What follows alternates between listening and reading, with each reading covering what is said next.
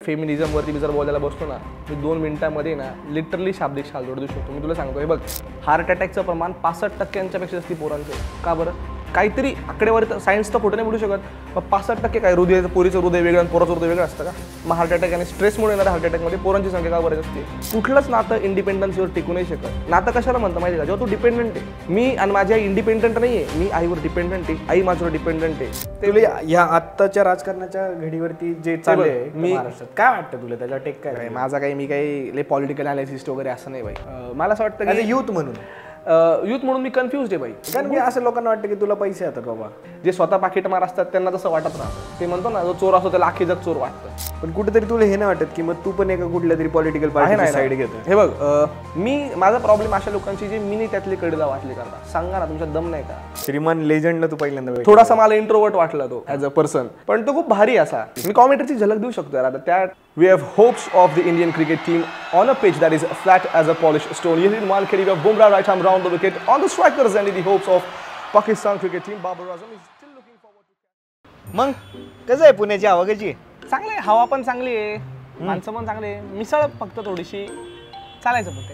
आता किती काय म्हणलं तर, पण मी खरं सांगू का, मी पुण्याचा नाही, आपण खेडचे राजगुरुनगर तिथलीच मिसळ बेस्ट. तिथनंच ट्रॅफिक चालू होते म्हणा, नाहीतरी त्याच्यामुळे नाशिक आणि पुण्याच्या मध्ये जे येतं ते तिथलं आपण खरं आहे. त्यामुळे आता आपण नाशिक विषय जरा जाणून घेऊ. खरंच काय काय नाशिक बद्दल सांगण्यासाठी. तो आता नाशिकलाच रिप्रेझेंट करतो आणि माझे खूप मित्र आहे की नाशिकच गुणगान गात असतात. माझ्याबद्दल बोलतोय तो. चला गप्पा मारू. भीती नाही वाटत तुला? नाही अशी कॉन्ट्रोवर्सी होईल उद्या तिच्या आईच्या गाव. असं काय भीती नसतं वाटत. कॉन्ट्रोवर्सीने व्ह्यू देता. या आमच्या छोट्याशा स्टुडिओमध्ये. येस फायनली खूप दिवसानंतर झालेला विषय. ह्याच्यात काय माझा टाकायचा का दुसरं काय? नाही, आता माझाच ठीक आहे. 7:30 झाले, एवढं ठीक आहे. वैचारिक होईल नाही. बरोबर, वैचारिक चालू कर. चाल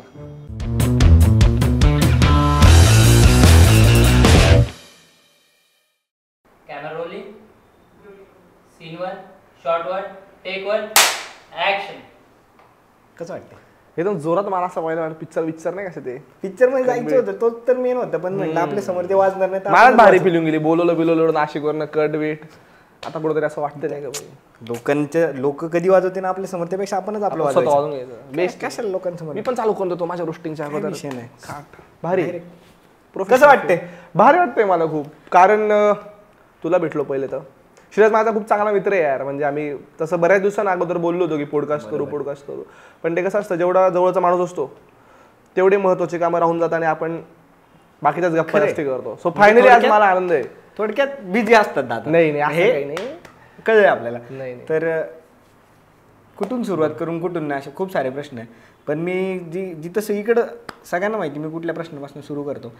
किती पैसे मिळतात तुला आता? किती कमवतो तू? मी यार बघ, माझ्या गरजेपेक्षा जास्ती कमवतो. वा, खरं. आणि मी खूप खुश आहे, कारण एक टाइम असा होता की भाई नाही का, मला 20,000 पगार यायचा भाई, त्यातनं 7,000 भाड्याला द्यायचो. म्हणजे ते असे ना, जे घर सोडून, ते हिंदीमधलं गैर वाक्य, ते काय म्हणता, घर बनाने के लिए घरी छोडणं पडत आहे. तसं तू पण तुझं घर सोडून इकडे आला आहे काहीतरी करण्यासाठी. तर मला असं वाटायचं की माझ्या आयुष्यात जी ड्रीम होती ती अशी होती की मला 40,000 पगार पाहिजे, म्हणजे आपण EMI वगैरे हे सगळं करू शकतो. तर यार त्याच्यापेक्षा तर जास्तीच कमवतो मी, त्यामुळे माझ्या घरच्यापेक्षा जास्ती पैसे देवाने दिले तुम्हाला. त्यामुळे पण स्पेसिफिक सगळे युट्यूबर आहेत असे डिप्लोमॅटिक. स्पेसिफिक जर एकदम सांगायचं म्हटलं तर कसं होतं, माझं फक्त युट्यूबच सोर्स ऑफ इन्कम नाही, अजून 2-3 ठिकाणी पण मी हातपाय मारत राहतो. सो ते कधी कधी फ्लक्च्युएट होत राहतं. कधी मी डायरेक्ट एक ऑल्टो घेऊ शकतो, तर कधी मी ऍक्टिव्हमध्ये पेट्रोल पण नाही टाकू शकत. तर ते फ्लक्च्युएटिंग अमाऊंट आहे माझी. असं काही युट्यूब जर स्पेसिफिक आपण टार्गेट केलं तर युट्यूब मधून तुला किती मिळतात? आता मी मिळाले, स्वतःचं घर घेतलंय, स्वतःचं ऑफिस माझं रेंटवर आहे, त्याच्यानंतर कार घेऊ शकलो मी स्वतःची, त्याच्यानंतर मी घड्याळ, फोन बिन, मला लाईफस्टाईलवर खर्च करायला खूप आवडतं. मी 3 देश फिरून गेलो एका वर्षभरामध्ये. एवढे तर कमवूनच घेतोय यार. फिगर आउट करा. 3 देश, घड्याळ, फ्लॅट, जवळजवळ बघा. आता मी नाही काय सांगत, CRBR मध्ये लगेच आपापल्या नोकऱ्या सोडून युट्यूब चॅनल नका खोलू. आजकाल ट्रेंड आहे, पैसे कमवता सगळे कामधंदे सोडतात, युट्यूब चॅनल उघडतात. असं नाही, पैसे नशिबानं नंतर ना आलेत. वा. तर मग सोहम बोला, सुरुवातीपासून सुरू करू डायरेक्ट. मला असं कळालं की तुला स्कूलमध्ये ना फार बुली वगैरे केलं होतं, की म्हणजे तू बुली झाला होता तिथं. तिथून मग तुला काहीतरी होत नव्हतं, मग पुढे जाऊन ते घडलं काय? हां, पण काय नक्की म्हणजे काय झालं होतं शाळेतले, काय विषय दिवस होते तुझे? ते कसं आहे मला हे खूप लवकर कळायला पाहिजे होतं खरं तर. ते कसं आहे, आपण जर मार खात राहिलो तो लोक मारतच राहता. म्हणजे ते म्हणता ना ते एक चाणक्यांचं वाक्य आहे की साप जरी विषारी नसेल ना तरी तो विषारी असताना प्रिटेंड केलं पाहिजे, म्हणजे लोक ठेचून मारते नाही. तर माझा किस्सा काय झाला, मी असं माझी उंची फार नव्हती, वजन आज बी फार नाही माझं, तर ते इझी टार्गेट होतं मी असं. आणि मला कोणाला मारणं वगैरे हा माझ्यामध्ये गुणच नव्हता. म्हणजे असं उठून कोणतरी फाडकान देईल असं झोनचाच पोरगा नव्हतो मी. मध्ये काय व्हायचं, माझ्या बॅचचे, माझ्या 2 बॅचचे सिनियर ते टॉर्चरच व्हायला लागलं होतं ते नंतर. आणि काय होतं तेव्हा आपल्यासोबत जे होतं याला बुली म्हणता हे माहिती नाही, तर आता पुढे गेलं राखाला कळलं का आपल्यासोबत जे झालं त्या हा शब्दच आता का? हा, तेव्हा असं वाटतं माझ्यासोबत असं काहून राहिलं बाई, किंवा काय मॅटर काय बुवा नेमका असा. तर तो खूप वर्स्ट फेज होता यार. आणि मला आज पण इनफॅक्ट आज पण मला स्कूल फ्रेंड नावाचा प्रकारच नाही आहे माझ्या आयुष्यामध्ये. एक पण असा मित्र माझ्या स्कूलपासून वगैरे आहे किंवा चाइल्डहुड फ्रेंड वगैरे असं कोणीच नाही. आज माझ्या आयुष्यात जेवढे पण आहेत हे सगळे माझ्या आयुष्यामध्ये 11वी नंतर आलेले सगळे जवळचे मित्र आहेत. तर स्कूल फ्रेंड नव्हता. आणि माझी स्कूल लाईफ त्यामुळे ना इनिशियल लेवलची खूपच अशी पथेटिक होती यार. मला काय अशा चांगल्या आठवणी वगैरे नाही आहेत. लय मार खाल्लाय मी रिकामा, पण आता ठीक आहे, ते होणं गरजेचं होतं. त्यातनं मी खूप बरंच काय काय सगळ्यात वाईट प्रसंग काय झाला तुला? यार असे लय वाईट झाले यार. म्हणजे सगळ्यात वाईट म्हणजे रडलाच तू? म्हणजे तो आता जरी रडलो तर मी एक दिवस ॲड रे. काय होतं हे ना, घरी सांगणं हे थोडंसं माझ्यासाठी अवघड होतं. मला असं वाटायचं बाई घरी जर सांगितलं आपण तर घरचे काय रिॲक्ट करतील, ते टेन्शन वगैरे घेतील. एवढं लहान होतं का हे विचारच नाही की घरच्यांना टेन्शन वगैरे येईल, पण आपण कसं सांगणार बुवा असं की आपण मारा खातोय वगैरे. तर एक दिवशी किस्सा काय बोला अरे की मला नाव नाही घ्यायचे आता, कारण आता ते माझे चांगले वागतात. मी 3रीला असेल आय गेस, आणि शाळा वगैरे सुटली. तर माझी शाळा माझ्या घरापासून माझ्या रिक्षा 1 तास लागायचा, ते काका सोडत वगैरे न्यायचे. तर किस्सा काय झाला रे, मला त्यांनी मारायला सुरुवात केली आणि मी घरीपर्यंत मार खात होतो. आणि उगाच मार खात होतो, म्हणजे असं नाही की बेदम मारता येणार, ते रिक्षावाले काका बोलतील, पण असं टॉर्चर असतं ना, असं हे कर ते कर. आणि माझा शर्ट वगैरे फाटला, मग त्यांनी पाणी वगैरे ओतलं. हे माझ्यासोबत ना रोज होत होतं, 3-4 महिने रोज. मग त्या दिवशी असं मला इतकं ते आउटबस्ट होऊन गेला डायरेक्ट माझा, की त्या दिवशीचं मला अजून पण त्या अशा मेमरीज असं वाटतं की काल परवाच घडलेलं आहे ते. मला असं वाटतं खूप ते त्या दिवशी ते साचत गेलं सगळं. आणि त्याचा एक दिवसाचा बॉम्ब फुटला. लय रडलो होतो मी, लय घाण रडलो होतो. घरी घरच्यांसमोर मी खाली थांबलो पहिले घराच्या, 15 मिनिट एकट्यात रडलो वगैरे. मग घरी गेलो, आई असती बाई, सगळं कळतं. तू किती पण असं ऍक्टिंग तू नाही करू शकत. बरोबर. तर आईने मला विचारलं काय झालं, मी आईला वगैरे सांगितलं, त्यांनी प्रिन्सिपल टीचरांना वगैरे सांगितलं, मग त्यांनी त्या पोरांना सांगितलं. ते कसं असतं, ते खूप असं ना, ते सरकारी रस्त्यांसारखं आहे, ते 6 महिनेच ते टिकतात, नंतर त्याचं परत पहिल्यासारखीच सिच्युएशन होती. मग शाळाच बदलली यार मी. आणि काय व्हायचं, 1 तास लांब पडायची घरापासून. मग घरच्यांना पण एक निमित्त होतं की आता जवळच्या शाळेमध्ये वगैरे टाकू. म्हणजे कुठेतरी ते माझ्यासोबत पण ते झालंय की हाईट छोटी असणं किंवा हे असणं, तर मग ते भेटतंय हा काय करणार आहे, हा काय करणार आहे, हा काय खरं खरं. आणि ते एजच असंच असतं ना रे, की सगळ्यांमध्ये. म्हणजे मला असं वाटतं की मी असं फार दोष नाही देत, कारण मी जर तसा असतो तर मी पण मे बी तेच केलं असतं यार. त्यामुळे ठीक आहे, तेव्हा सगळेच जण ते आहेच ना आपल्या, म्हणजे कुठेतरी जो वीक आहे त्याला त्रास द्या. हा, म्हणजे थोडंसं ते आहेच, जो बीत गई सो बात गई. पण मग शाळा बदलली मी. आणि काय झालं, माझी पहिली शाळा छोटी होती, मी ते मोठ्या डबक्यातनं अजून मोठ्या डबक्यात गेलो, असं झालं. मग इकडे 3 डिव्हिजन होत्या, तिकडे एकच वर्ग होता, इकडे 3 वर्ग मिळून मग सेम सीन व्हायला लागला 6वीला. पण मग एक दिवशी काय झालं, मी माझ्या आयुष्यामध्ये ते लेसन पाळलाय मी, तो की कधीतरी तुम्हाला स्वतःसाठी उभं राहावं लागतं, दुसरं कोणी उभं राहणार नाही. मी एकाच्या सानकण ठेवली होती, मला मी कधीच विसरणार नाही. तेच प्रकार व्हायला लागले शाळा सुटल्यानंतर वगैरे. माझा झाला हे बस झाला यार. मग मी एकाच्या सानकण ठेवली होती. मग ते त्याचा जो ध्वनी ह्या सगळ्या डिव्हिजन्समध्ये असा वाऱ्यासारखा पसरला, अरे सोमने मारलं, सोमने मारलं. त्यानंतर कोणी मारलं नाही बाई मला. म्हणजे क्या वाटतं. त्यामुळे मला असं सांगायचं की त्रास सहन करणारा आपण तेवढाच दोषी आहे यार, त्रास देणाऱ्यापेक्षा. एकदा एखाद दिवशी आपण पण देऊन टाकली पाहिजे, काही नाही.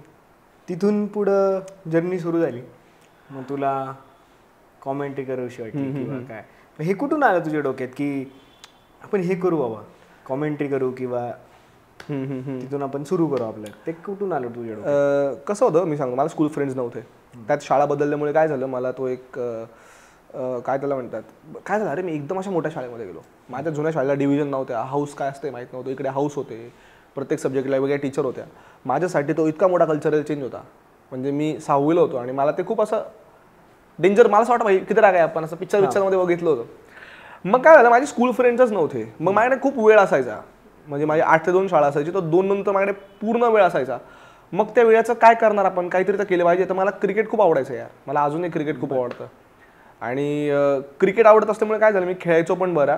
पण मी सिलेक्शनला वगैरे गेलो आणि मला कळलं की यार माझ्याबरोबर ना नाशिक डिस्ट्रिक्ट क्रिकेट असोसिएशनला एक डिस्ट्रिक्टचं सिलेक्शन होतं वाटतं. 400-500 पोरं असतील यार, सगळ्यांना तेंडुलकर व्हायचं होतं. मला माहित होतं की भाई आपण चांगलं खेळतो, पण एवढं पण चांगलं नाही खेळत की आपण 500 लोकांमध्ये सिलेक्ट होऊ. पण मला क्रिकेट रिलेटेड काहीतरी करायचं होतं, म्हणजे by hook or by crook.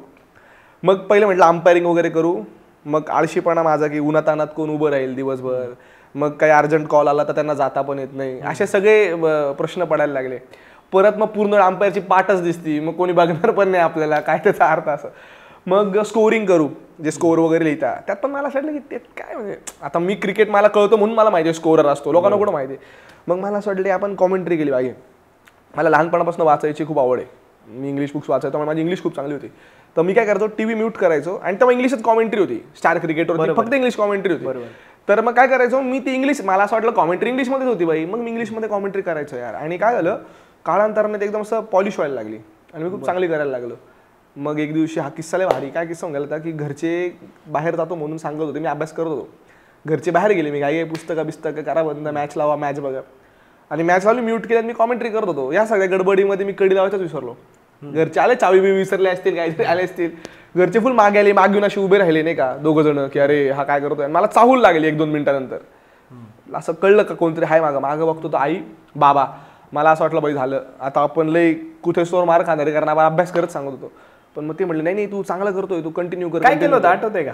थोडंशी एक झलक होऊन नव्हते की मी कॉमेंट्रीची झलक देऊ शकतो यार. आता त्या मला दिली नाही ना तुझ्या नाही. एखादा बॉलर सांग आणि बॅट्समन सांग मला. आता आपला बुमराह आहे आणि बॅटिंगला बाबर आझम आहे. Babar Azam. We have hopes of the Indian cricket team on a pitch that is flat as a polished stone. Here in Wankhede, we have Bumrah right arm round the wicket. On the strikers and in the hopes of Pakistan cricket team, Babar Azam is still looking forward to catch his form. It's going to be a long innings, 50 overs to play, 272 chase. Second half is usually crucial in Wankhede as the new factor comes in play. Let's see what happens as the game progresses. वाह, क्या बात आहे. वाटतच नाही रे तू direct झोनचे नाशिकून direct. नाही तसंच घरच्यांचं झालं होतं हा सीन केल्यानंतर. आणि मग आम्ही काय केलं की काही लोकल जे क्रिकेटर्स होते त्यांना भेटलो, त्यांना करून दाखवायला लावली. तर त्यांनी पण तेव्हा सल्ला असं दिला की हा चांगला करतो, अजून पॉलिश होऊ शकतं. मग नाशिकमध्ये जे लोकल टुर्नामेंट असतात ना, अशा पॉलिटिशियन्स लोक नाही का ऑर्गनाईज करतात, छोटे छोटे चषक, माजी नगरसेवक वगैरे. मग तिकडे जाऊन मी एक ओव्हर मला द्या, एक ओव्हर मला द्या असं करायचो. मग एक ओव्हर मला द्यायचे कॉमेंट्रीला. त्यात काय झालं, मी लहान, त्यात मी इंग्लिशमध्ये करायचो, त्यामुळे त्यांना खूप भारी वाटायचं. कायचं कोणाला काय घंटा नाही, पण त्यांना असं वाटतं अरे नाही बाई नाही काहीतरी भारी चाललंय. आणि मग तशी ना माझी कॉमेंट्री सुरू होऊन गेली. ह्या प्रवासामध्ये माझी ना हर्षा भोगलेंसोबत भेट झाली, जे आंतरराष्ट्रीय स्तरावरती कॉमेंट्री करायचे. मी 6वीलाच असेल तेव्हा. आणि ते मला काय म्हटली, एक काम कर तू ना, स्वतःला लिमिट नको करूस, कॉमेंट्री पुरतच का लिमिट धरतोस, तू रेडिओ पण ट्राय कर, जिथे जिथे आवाजाचं तुला वाटतं ना ते ट्राय कर. मग मला असं कळलं की आपण रेडिओ पण ट्राय करून बघायला पाहिजे. आता एवढे म्हणताय तर मला रेडिओ काय म्हणजे मला फक्त आकाशवाणी माहित होते, त्या 7-5च्या बातम्या, ते जय जवान जय किसानची जाहिरात सकाळी तेच वाजायचं कारण शाळेत जाताना. तर मग नाशिकमध्ये एक रेडिओ स्टेशन चालू झाला होता, त्यांचा आरजेचा हंट होता. तिकडे मला आई घेऊन गेली इंटरव्ह्यूला, पेपरमध्ये ॲड होती म्हणून. आणि तिकडे काय झालं, तिकडे फुल ते मीडियाचे पोर येतात ना, इंटरव्ह्यू सगळे ते तयारी बियारी करून. मी स्कूल युनिफॉर्ममध्ये गेलो होतो हाफ पॅन्टमध्ये. पहिले त्यांनी माझ्या आईलाच फॉर्म दिला होता, त्यांना वाटलं आई झाली. मग मला त्यांना कळलं जेव्हा मी येते, म्हटलं आता लहान पोरगा आहे बाबा, बोल जा स्टुडिओमध्ये आणि काहीतरी बोल. त्यांना असं वाटलं नाराज होईल, नाही बोलायला लावलं, रडाय बिडायचा, बोल बाबा असं या झोनला.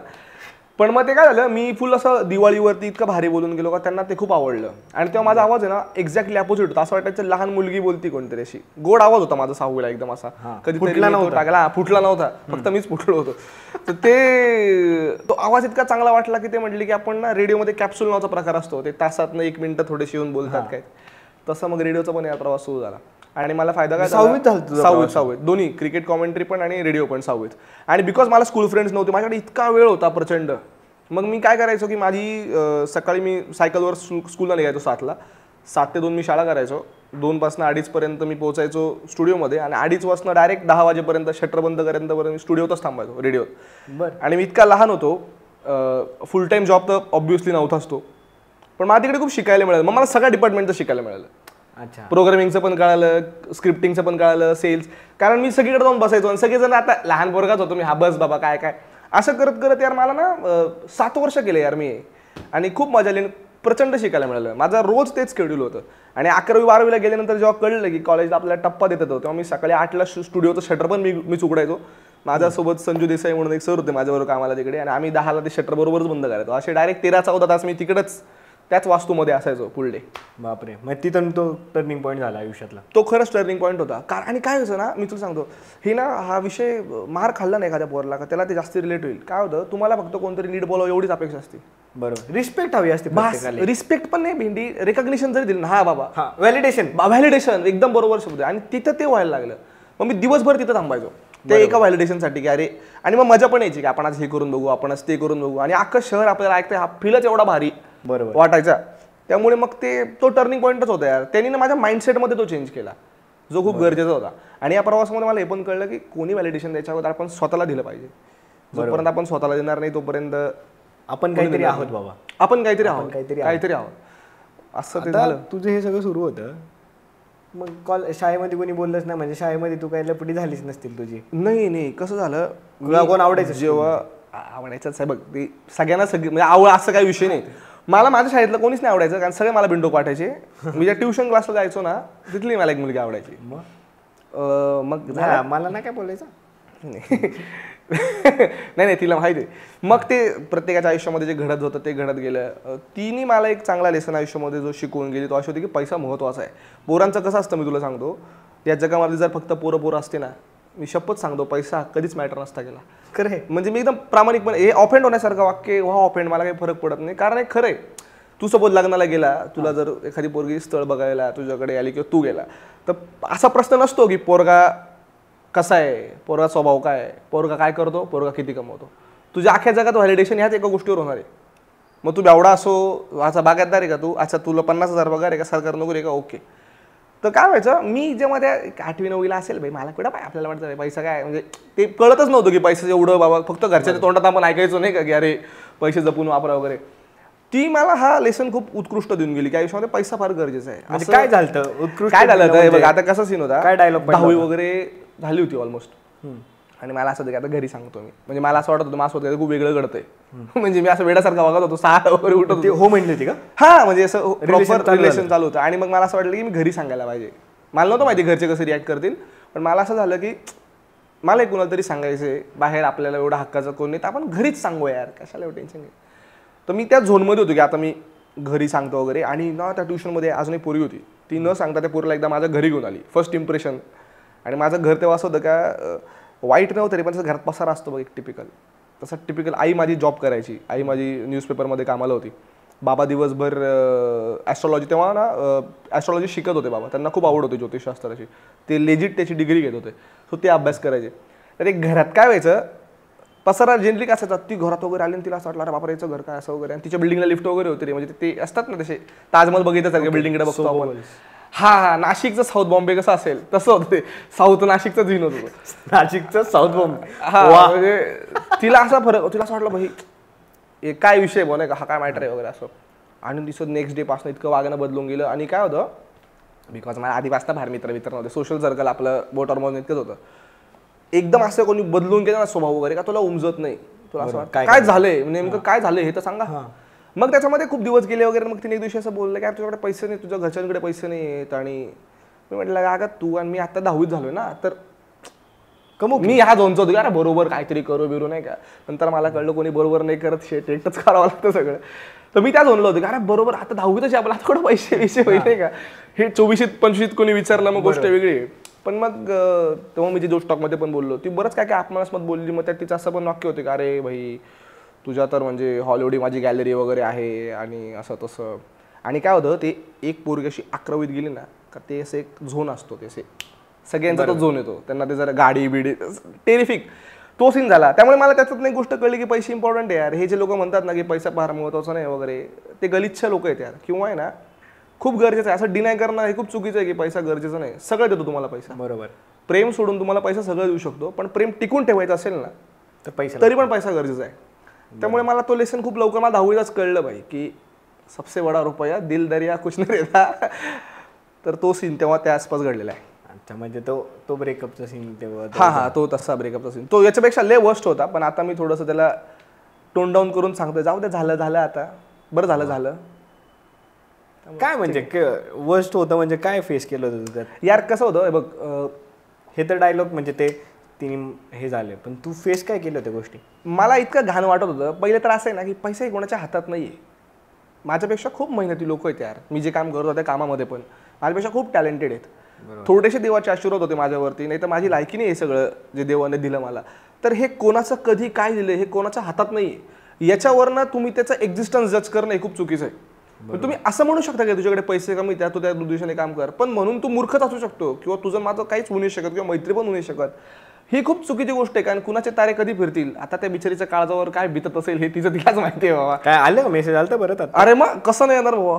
अरे मी सांगतो, मी हे वाक्य खूप ठिकाणी बोललोय, पैसा तुम्हाला नाही बदलत, पैसा तुमच्या आजूबाजूच्या माणसांना जास्त बदलतो. मला काहीच नाही बदललेलं पैशानं, माझ्या आजूबाजूची जी माणसं होती त्यांनाच इतकं बदललेलं आहे. काय झालं म्हणजे ब्रेकअप झालं ती परत म्हणजे ब्रेकअप झालं वगैरे आणि झालं 5 वर्ष गायब होती पोरगी, माहित नाही कुठं काय कसं काय बोलली ती परत आली सांगतो ना. आणि माझं अचानक युट्यूबवरती 1-1.5 लाख वगैरे सबस्क्रायबर वगैरे झाले. मी त्या सिल्वर प्ले बटनचा व्हिडिओ केला होता अनबॉक्सिंगचा, त्याच्यावरनं तिचा मला मेसेज आला इंस्टाग्रामवरती, अरे सोहम हाय रिमेंबर मी वगैरे. मी काय रिक्वेस्टमध्येच होता, म्हटलं आता काय रिमेंबर. मग तिने मला एक निबंध पाठवला होता, अरे आय एम सॉरी, मी तुला तेव्हा तसं बोलली, you are doing very good, आपण एकदा भेटू शकतो का, मला जस्ट एक अपोलोजाईज करायचं आहे वगैरे. मग मी पण भाऊबीच हवा आहे असं, मग मी रीड केला आणि रिप्लाय नाही केला. तिला दिसलं पाहिजे त्या सीन वगैरे. मग परत 2 दिवसानं आला नाही का, सेल्फ रिस्पेक्ट कुठं गाण ठेवता पुढे, कधी कधी मला प्रश्न पडतो. मग तिचा परत आला की अरे आपण मला एकदा भेट तरी वगैरे वगैरे. मी काय नंतर रिप्लाय नाही केला आणि मग तसंच सोडून दिलं होतं. वा, तसं तो सोडलं. लेट गो काय म्हणजे पॉईंटच नव्हतं काय. मग आता इथून हे सुरू होतं, आरजेइंग चालू होतं, कॉमेंट्री सुरू होती. मग इंस्टाग्राम आणि युट्यूब कसं, मग कधी वाटलं की आता युट्यूबला करू आपण, की असं कधीच ठरलेलं नव्हतं की हे करिअर म्हणून पाहू? करिअर म्हणून मी याच्याकडे आज पण नाही बघत. शिक्षण झाले? हां, BA पॉलिटिकल सायन्स सोडलंय मी. सोडलंय? हां, सांगू शकतो मी क्लिअरली. का बरं, म्हणजे असं का घरतून काय असं प्रेशर नव्हतं की डिग्री तर घे? नाही, घरच्यांचं प्रेशर असतं ना यार की शिका, डिग्री पूर्ण करा. माझा सीन असा होता की मला आहे ना, हे बघ का शिकतो माणूस, मला भारतीय शिक्षण पद्धतीबद्दल एक प्रामाणिक मत आहे. मी काही मोठा नाही बाबा की माझं मत कन्सिडर करावं, पण एक विद्यार्थी म्हणून एखादी गोष्ट शिकावी ही तिथपर्यंतच वाटतं जोपर्यंत कुतूहल निर्माण आहे त्या गोष्टीबद्दल. तू बघ 3री-4थीमध्ये ना शाळा बुडवायचं प्रमाण हे वाढतं आणि 4थी ते 8वीमध्ये ते अचानक कमी होतं. शाळा बुडवायची नाही वाटतं, आपण शाळेत जातो. 3 कारण असतात, तिचे मित्र असतात, काहीतरी तुला रोज असं कळतं की तुला माहिती नाहीये. तू तिची एक्साइटमेंट आहे ना ती मेंटेन राहते शिक्षणाबद्दलची, ती ना 10वी नंतर मेंटेन नाही होत. ते मला असं वाटत होतं की हे शिकवायचं म्हणून शिकवत आहे, हे मी शिकायचं म्हणून शिकतोय आणि सगळं डिग्रीसाठी चाललंय. शिकण्याचा जो एलिमेंट आहे जे मला रेडिओत वाटायचं आज काहीतरी नवीन करणार आहे मी, हे मला किक बसलं, ती बसलीच नाही मला. मी पॉलिटिकल सायन्स शिकत होतो, मला असं ये तो मुझे पता आहे यार, आणि काय मग करायचं काय म्हणजे. आणि डिग्री घेऊन परत मी त्या समाजाला दाखवू की माझ्याकडे नका घेऊन बाबांनो, मला काय फरक पडतो, तुम्ही 8वी नापास लोकांना निवडून देता तू माझ्या डिग्रीवरनं, मला काय. नाही घेतलं मी शिक्षण. आणि मला असं वाटतं की नाही आहे, अनुभवाच्या शाळेत शिकणं जास्ती गरजेचं आहे यार. आणि शिक्षण कोणी घेऊ शकतं, म्हणजे आज पण काय मोठी गोष्ट नाही, आयरे गेरे कोणी पण आपापल्या डिग्री घेऊनच टाकतात. लॉकडाऊनमध्ये तो ऑनलाईन देऊन टाकल्या, बरोबर, त्याचा अर्थ नाही काही त्या गोष्टी. आणि मग यूट्यूबला करिअर म्हणून घ्यायचं कधी डिसिजन घेतलं की हे करिअर म्हणून पाहू? अब मैं 7 साल नासिक में रेडिओ में था छोटे. मला कोणतरी अक्कल दिली, आता तू मोठ्या रेडिओला ट्राय करा भाई, थोडे असते. बरं आता मोठ्या रेडिओला ट्राय करून बघू. आणि तेव्हा मला आहे ना, मी पहिले 5 वर्ष फुकट काम केलं त्या रेडिओला, 6वी ते 11वी. बरं, ये मैटर होने के बाद मेरे को लगा कि मेरे को पैसे कमाना चाहिए, मैं ऐसा नहीं कर सकते, अभी किधर से आएंगे. तो मैं यार रेडिओ में म्हटलं वो मी 5 वर्ष झाले इथं रोज बसतोय भारतात, तुम्ही मला काहीतरी द्या आता पैसे. तर फुल टाइम जॉब तर मी अर्थात करू शकत नव्हतो, म्हणून मग त्यांनी मानधन स्वरूपात मला 3,000 रुपये महिना द्यायला चालू केले. माझ्या 3,500 रुपये महिना म्हणजे मी सांगतो, मी कॅल्क्युलेशन असं केलं होतं की म्हणजे मी जर आता पैसे खर्च करायचं म्हटलं तरी मी किती रुपये दिवसाला खर्च करू शकतो. म्हटलं बापरे, मी 100 रुपये दिवसाला खर्च करू शकतो. आणि 100 रुपयात काय करणार मी, म्हणजे एक वडापाव 10 रुपये, एक दहावेली 10 रुपये, 80 रुपये ओढून राहतील. ह्या जोडलं मला 3,000 रुपये इतके मोठे वाटायचे.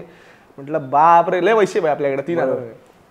मग मला 2 वर्षानंतर माझं 18 वगैरे पूर्ण झालं आणि मला सल्ला दिला की आता तू मोठ्या रेडिओत जा, गरज आहे मोठ्या रेडिओत जायची. मग मी नाशिकमधल्या मोठ्या रेडिओला अप्लाय केलं. तिथे पण त्यांनी मला हाडतोड करून सांगितलं, जाय तुझ्याकडनं नाही होऊ शकत बाबा, तो रेडिओचं मटेरियल नाही, तू खूप लहान आहे वगैरे. म्हटलं ठीक आहे असेल मग. पण मग त्याच रेडिओ स्टेशनचा दुसऱ्या शहरासाठी मला स्वतःहून कॉल आला 7 दिवसांमध्येच. ते म्हटले छत्रपती संभाजीनगरला याल का. म्हटलं ऑफकोर्स येईल, कामासाठी आपण कुठे पण जाऊ शकतो.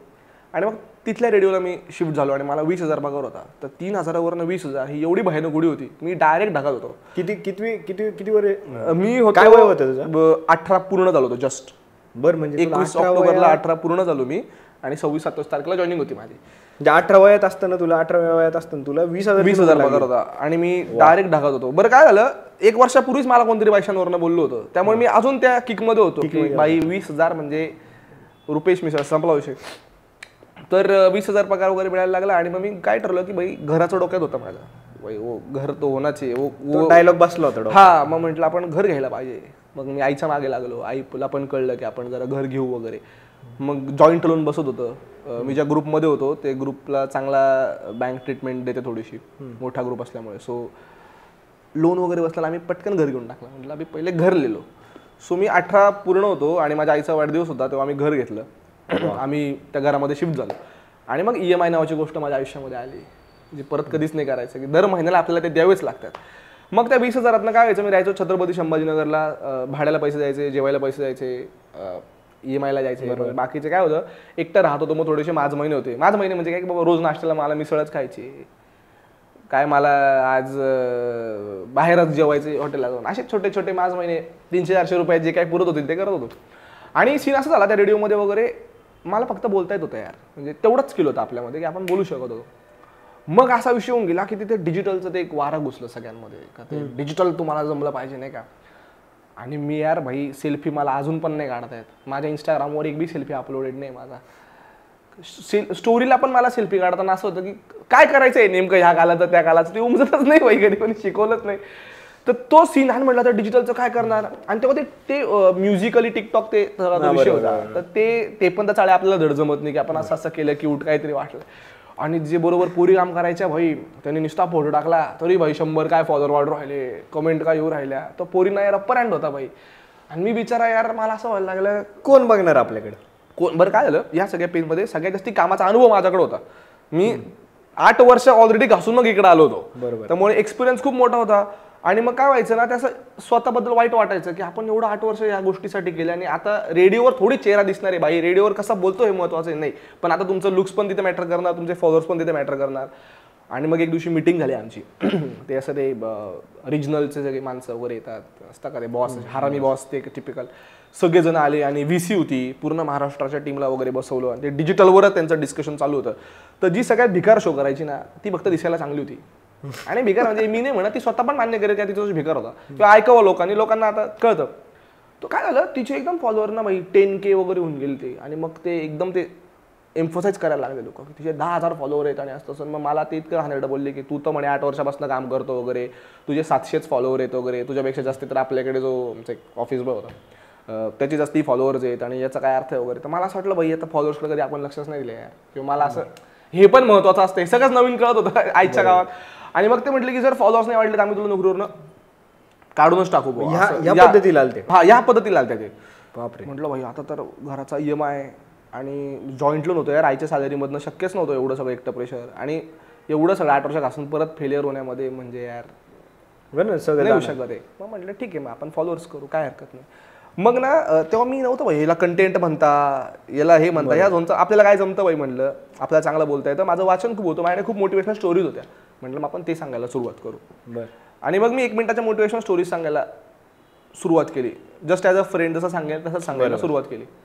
आणि त्या खूप चांगल्या ॲप्रिशिएट करायला लागल्या. मग माझे 7 दिवसामध्ये 7,000 होऊन गेले. मग माझे 1-1.5 महिन्यामध्ये 50,000 होऊन गेले. माझे त्याच्या पुढच्या 1-1.5 महिन्यामध्ये अजून थोडेसे वाढून गेले, असे 70,000 वगैरे. इंस्टाग्रामवरती ना तेव्हा रील्स पण नव्हत्या, तेव्हा पोस्ट हाच एक प्रकार होता. माझे 70,000 होऊन गेले आणि त्या खूप ॲप्रिशिएट करायला लागले लोक. आणि मग काय झालं ना की मग अचानक माझ्याबद्दल जे लोक मला अक्कल शिकवाय तेच मला म्हणायला लागले, अरे तू काय करतोस, काय हॅशटॅग कोणते वापरतो, हॅशटॅगने काही फरक पडतो का वगैरे असं. आणि मग मला आहे ना ती खुन्नस होती बाई. मग मी त्यांना म्हटलं की बघा माझे फॉलोअर्स कमी होते म्हणून तुम्हाला नोकरीवरनं काढत होते, आता तुमचे अख्ख्या आर्जेस जरी एकत्र केले तरी माझ्या एवढं नाही येत, आता माझा पगार वाढवा तुम्ही. बरोबर. कारण त्याशिवाय नाही होऊ शकत म्हटलं. बरोबर. तुम्ही मला त्याच टर्म्सवरती बोलले होते, मी ओव्हर डिलिव्हर केले. तुम्ही मला 7,000चं वर्षभरचं टार्गेट दिलं होतं, त्याच्यात 10 पट मी 3 महिन्यात केलं. आता तुम्ही मला माझा पगार वाढवून द्या. मग ते काही त्यांना पटत नव्हतं.